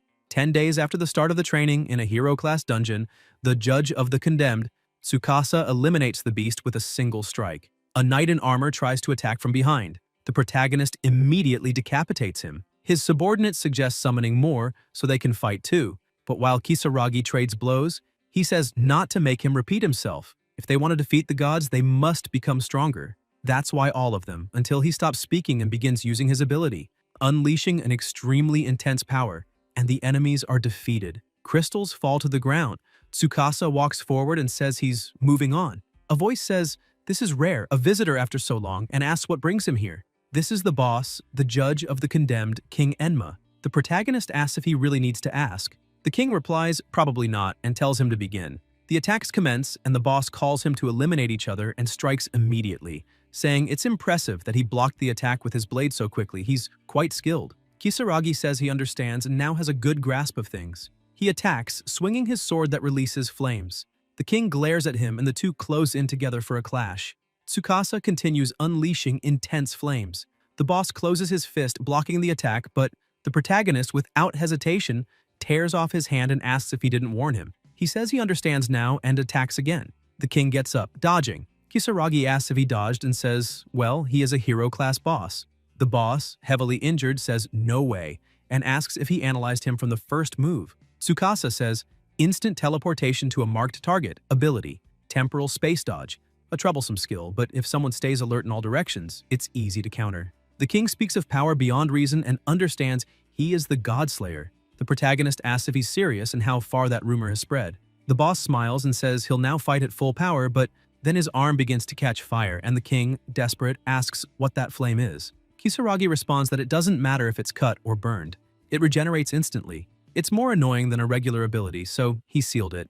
The boss says that's impossible. Tsukasa tells him to go ahead and heal, but he won't have time. The king is struck again and says that was his own ability and asks how. The protagonist replies that he warned him from the start, didn't he? Kisaragi recalls when he activated the mimicry ability and then copied the ability, dodge, and says he warned him and figured him out. The boss calls him a monster. Tsukasa says that's rude. The real monsters are them. He attacks again with his flames, burning him alive. The crystal falls to the ground and his subordinates say that's just like him, dominating without even using a god's ability, and ask if it was really okay not to make the king his servant. The protagonist replies that he only wanted the king's ability from the start. Besides, strong or not, he's weaker than them. Also, he's already decided who his next servant will be. At the JDMO, someone asks if he's okay. It's the secretary who says he's been challenging high-difficulty dungeons alone every day and needs to make sure he rests a bit. Kisaragi replies that he's fine. More importantly, he wants to go to another dungeon right now and asks if she can handle the procedure. The secretary asks if he even listened to what she just said. Tsukasa begs and says he needs to become stronger. The secretary replies that she understands and asks which dungeon he'll challenge next. The protagonist says to take him there. Hero Class Dungeon, Knights of the Round Table. The system notifies Hero Class Dungeon, Knight of the Round Table. Kisaragi watches attentively and asks about a boss room right at the entrance, and if he just got lucky on the roll. His subordinates say not to let their guard down. The ruler of this chamber is very powerful and ask why he chose this dungeon. Tsukasa replies that the first to clear this dungeon was the guild of Michi Nagadu Jiru, the one who came closest to defeating a god. He asks if this isn't the perfect place for a pre-battle ritual before fighting a god. He enters the Celestial Temple of Valhalla training grounds. Shizuka asks how long she plans to rest and says not to claim she's done if that was all her determination. Rin tells her not to say things like that so easily because she can still keep going and tells her to continue. Mizuk smiles and says that's great and tells her to keep going. The two charge at each other, face to face. Somewhere else, a voice says she's extremely lacking in something. Rin asks if she knows what it is. The voice answers, it's a thirst for victory, a will to survive. It's Loki, saying it's the relentless desire for strength born from excellence. She's severely lacking in all of that, but above all, she has no sense of danger. The goddess throws a sword near her and says, to get up, the break is over. Hoshi asks if she's talking about her lack of danger awareness. San says even at this very moment, if she doesn't truly believe she's about to be eliminated, and says she's coming with killing intent. If she hasn't figured it out yet, the true essence of the sacred sword is the very core of her own power. In the Hero Class Dungeon, Knights of the Round Table, a voice says, finally, that he's been waiting for him. And it's Arthur, Lion King, Star. The protagonist asks how he knows his name. Arthur asks who he thinks he is. The subordinates say it's too dangerous to face this alone and that they'll fight too. Kisaragi says they're too noisy, all of them. The Lion King says he has loyal subordinates and tells him to go ahead. No matter how many he brings, none will match him. Tsukasa thinks he might even realize he's talking to his subordinates. This really is the boss of a high-level hero-class dungeon. Arthur says he'll say this now. In this very chamber, he's stronger than any knight Tsukasa has ever defeated. The opponent extends his hand, summoning a sword, and calls for the Godslayer to come at him with everything. The protagonist draws his sword and accepts the challenge. The two face off, clashing their weapons, generating powerful flames. Kisaragi thinks he's fast. His reaction speed is even greater than Tamamo Nome's. Could this guy be it? The Lion King says he's reading his attacks and asks if he's noticed. Hasn't he? Arthur releases several weapons toward his opponent and says that, unfortunately for him, he's absolutely right. The attack closes in. Tsukasa tries to defend but ends up being hit. The Lion King says if he keeps holding back, he'll lose his life, and tells him to face the judgment of the stars. The protagonist asks if this is Rin's. Several attacks come his way. Arthur tells him to enjoy the full strength of this supreme magic. A huge explosion occurs. The Lion King laughs. A powerful, overwhelming aura erupts around Kisaragi's body, and he says now he's finally getting serious. Just as he expected, he's hitting for real. Tsukasa attacks, but Arthur blocks it and says he can see him, and counters.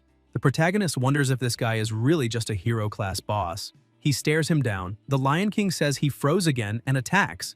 Kisaragi dodges some strikes and is hit by others, saying it's too slow. Arthur says, shatter, Kalwanan. A massive mana explosion erupts, and the Lion King says his ability, star reading, allows him to see the future. He can see right through him. Surely that alone won't be enough to stop him, and he asks if he's really that weak. If he can't even beat someone like him, facing the gods is nothing but a dream. Lightning is fired at Arthur by Tsukasa, who says, so the ability is star reading. That's how he's been predicting his moves. The Lion King confirms and asks what he'll do. Escape unscathed or tuck his tail and run? What's wrong? Don't tell him he gave up and chose the end. The protagonist replies, no chance, unleashes powerful mana, and says he has no intention of dying, not until he's eliminated all gods who dare threaten this world. Even if he can read the future, that should... Kisaragi rushes toward him. Arthur asks if he's charging straight at him. Tsukasa's eyes widen. Smoke clears from the area, plasma splashes. The Lion King asks if he just surpassed the future. His armor is shattered into pieces, and he says he never imagined such a thing could happen. So this is the true essence of a godslayer. The protagonist asks if his power met Arthur's expectations. Arthur replies that it did, more than he could have ever hoped, and says he did well and will now join them. Kisaragi says he's an unpredictable king and asks if he planned this from the beginning. The Lion King asks what he means by that and says he simply wanted to confirm if the future he foresaw was correct, and now he can grant the subordination ability and invites him to fight together. Tsukasa smiles and the two shake hands. Chains are summoned and a light shines over Arthur's body. He says he must admit it doesn't feel so bad. The protagonist says that from now on, stars. Arthur interrupts, placing a finger on his lips, signaling silence. Arthur says Lion King star sounds too distant and tells him to just call him Arthur and calls him master. Somewhere else, Mayu asks if her brother is okay. Kisaragi replies that he is. His sister says he's pushing himself too hard. She's never heard of someone clearing dungeon after dungeon every single day. Tsukasa says not yet. It's still not enough to defeat the gods. He needs more. Mayu notices that Rin hasn't come back and wonders if everything's really okay. The protagonist puts a hand on her head and asks if he looks worried to her and says he'll protect everyone, so not to worry. His sister listens and tells him not to push himself too hard. He's not going anywhere. Kisaragi smiles and says he promises he'll never leave her alone and to trust him. Then a sound rings out and Tsukasa answers the phone, saying it's the same pattern again and asking what they want this time. The voice on the phone yells, asking what the hell he did this time. The protagonist asks what's with the sudden shouting and says he didn't do anything. Utori tells him not to play dumb and to get to the JDMO immediately. There was another dungeon anomaly. Later, in another place, Rintaro says he's late. Kisaragi approaches and says he got there as fast as he could. Mizuki asks if Rin isn't with him. Tsukasa replies no, and that recently they've been moving separately, and asks what happened. Kyushiro says they detected abnormal magical powers in several dungeons. It's exactly the same as what happened during the Black Ant Hell. Rintaro says that so far, 4 dungeons with anomalies have been confirmed, and they're still waiting on a report from Amisha, who went to investigate. The protagonist thinks about the number of affected dungeons and wonders if this is really just a coincidence, or if they're deliberately trying to lure the guildmaster and himself in. Utori asks if it wouldn't be better for each of the 4 of them to tackle a dungeon, and says if they wait too long, it might be too late. Kisaragi asks what he means by too late. Rintaro talks about a dungeon break, a phenomenon where monsters overflow from the dungeon gate. Tsukasa asks if it's a dungeon escape. Rintaro replies there's no chance, not even 1 in a billion. It shouldn't be possible. Kiyoshiro says saying impossible doesn't help when impossibilities keep happening. With so many irregularities occurring, they can't afford to stay idle. Mizuki says she agrees with Hukun and they should head to the dungeons where the anomalies occurred. A voice agrees with them. It's Namasa who says, leaving the monsters lurking deep inside without control is too dangerous. If they don't act immediately, there will be casualties. The director says he understands and that the JDMO will issue requests to the guildmasters of Koketsu, Banra, and Saran to quickly clear the dungeons with anomalies. Utori says he should have said that from the start. Shizuka says they'll select the members immediately and head out. Rintaro says they also need Kisaragi's help. He asks if they thought he'd refuse and says, of course he'll help. Mizuki asks if he's planning to go alone. Tsukasa replies that of course not, he'll go with reliable allies, and wonders if Rin really isn't coming, and thinks for her to come closer and return already. Somewhere else, Loki says it seems Heimdall has started to move. It's time to begin the final phase of their part as well. She calls out to the girl, Rin looks at her, and the goddess says this is the final test, to strike her with her strongest attack. If she manages to injure her, she passes. And if she fails? Hoshi interrupts, saying there's no need for more words and to start already. Loki smiles and says, that's the spirit. She looks like a completely different person now, and here she comes. The goddess summons several weapons and launches them toward her. Rin uses her skill, Anchor of Sorrow. They clash together. The blows collide with incredible power, and the goddess says she passes. That was a beautiful strike. Hoshi says it's thanks to her guidance and that she's very grateful. Loki tells her to stop with the formalities. More importantly, she asks if she's not going to Kisaragi's side. Rin replies yes, that she'll stand by him and fight alongside him and protect his back. She then asks if before they go, she can make a request. The goddess asks what it is and tells her to just say it. Hoshi answers that it's nothing very significant. The protagonist approaches and says she's here, and that he was waiting for her. Rin apologizes for making him wait. Kisaragi says it looks like she's ready now. They look at the portal and Hoshi says that from now on, she'll fight by his side. Tsukasa says he's counting on her. Guys, if you enjoyed the video, leave a like, comment, and subscribe to the channel so you don't miss new content. Thank you.